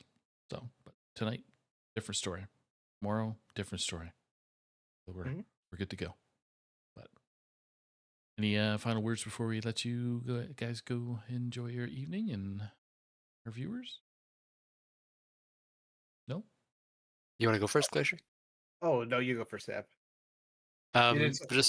You did such a good job of casting that I appreciated it. Oh, thank you so much. No, I just hope everyone enjoys the Legacy stream tomorrow. I think THL has gotten a bunch of new life with a bunch of new players. Excited to see some people excited about the league, even though we're playing mostly neutral stone right now. Still a lot of people excited to get some wins, enjoy their teammates' company, and get it done. Seems like there's a lot of great things going on with THL right now. My women's basketball team is playing in the finals, so rooting for them. Everyone go support the Mercury. And yeah, enjoy. There you go. Glacier? And my final words are to Bone Master, specifically my captain, perseverance. There you go. You're gonna say that in the Australian accent? Headset. I can't do Australian. Just get Siri to do Australian. Be fine if you use iPhone. But no, I also have to kick it to the THL community. I probably would not be enjoying Hearthstone as much without you guys. So, well, thank you. uh, even though we're in Neutral Stone, it's been very interesting trying to figure out matchups and whatnot. So I'll be probably back next season. Yep. All right. Well, you heard it from our casters. You're hearing it from me. We'll see you tomorrow night, starting at 7 p.m. Eastern. We're going to see the Legacy match light up the screen. Who is first again? That was T3 Cat versus Judo Chop. And if it's a game decider, then Tab is certainly happy to entertain with Amazing Goo and figuring out who the Legacy champ is going to be. Tune in tomorrow night. See you tomorrow. Well, I keep on saying tomorrow night, but here we go. Later, everybody. Have a great weekend and be safe out there. Take care. Have a good night, guys.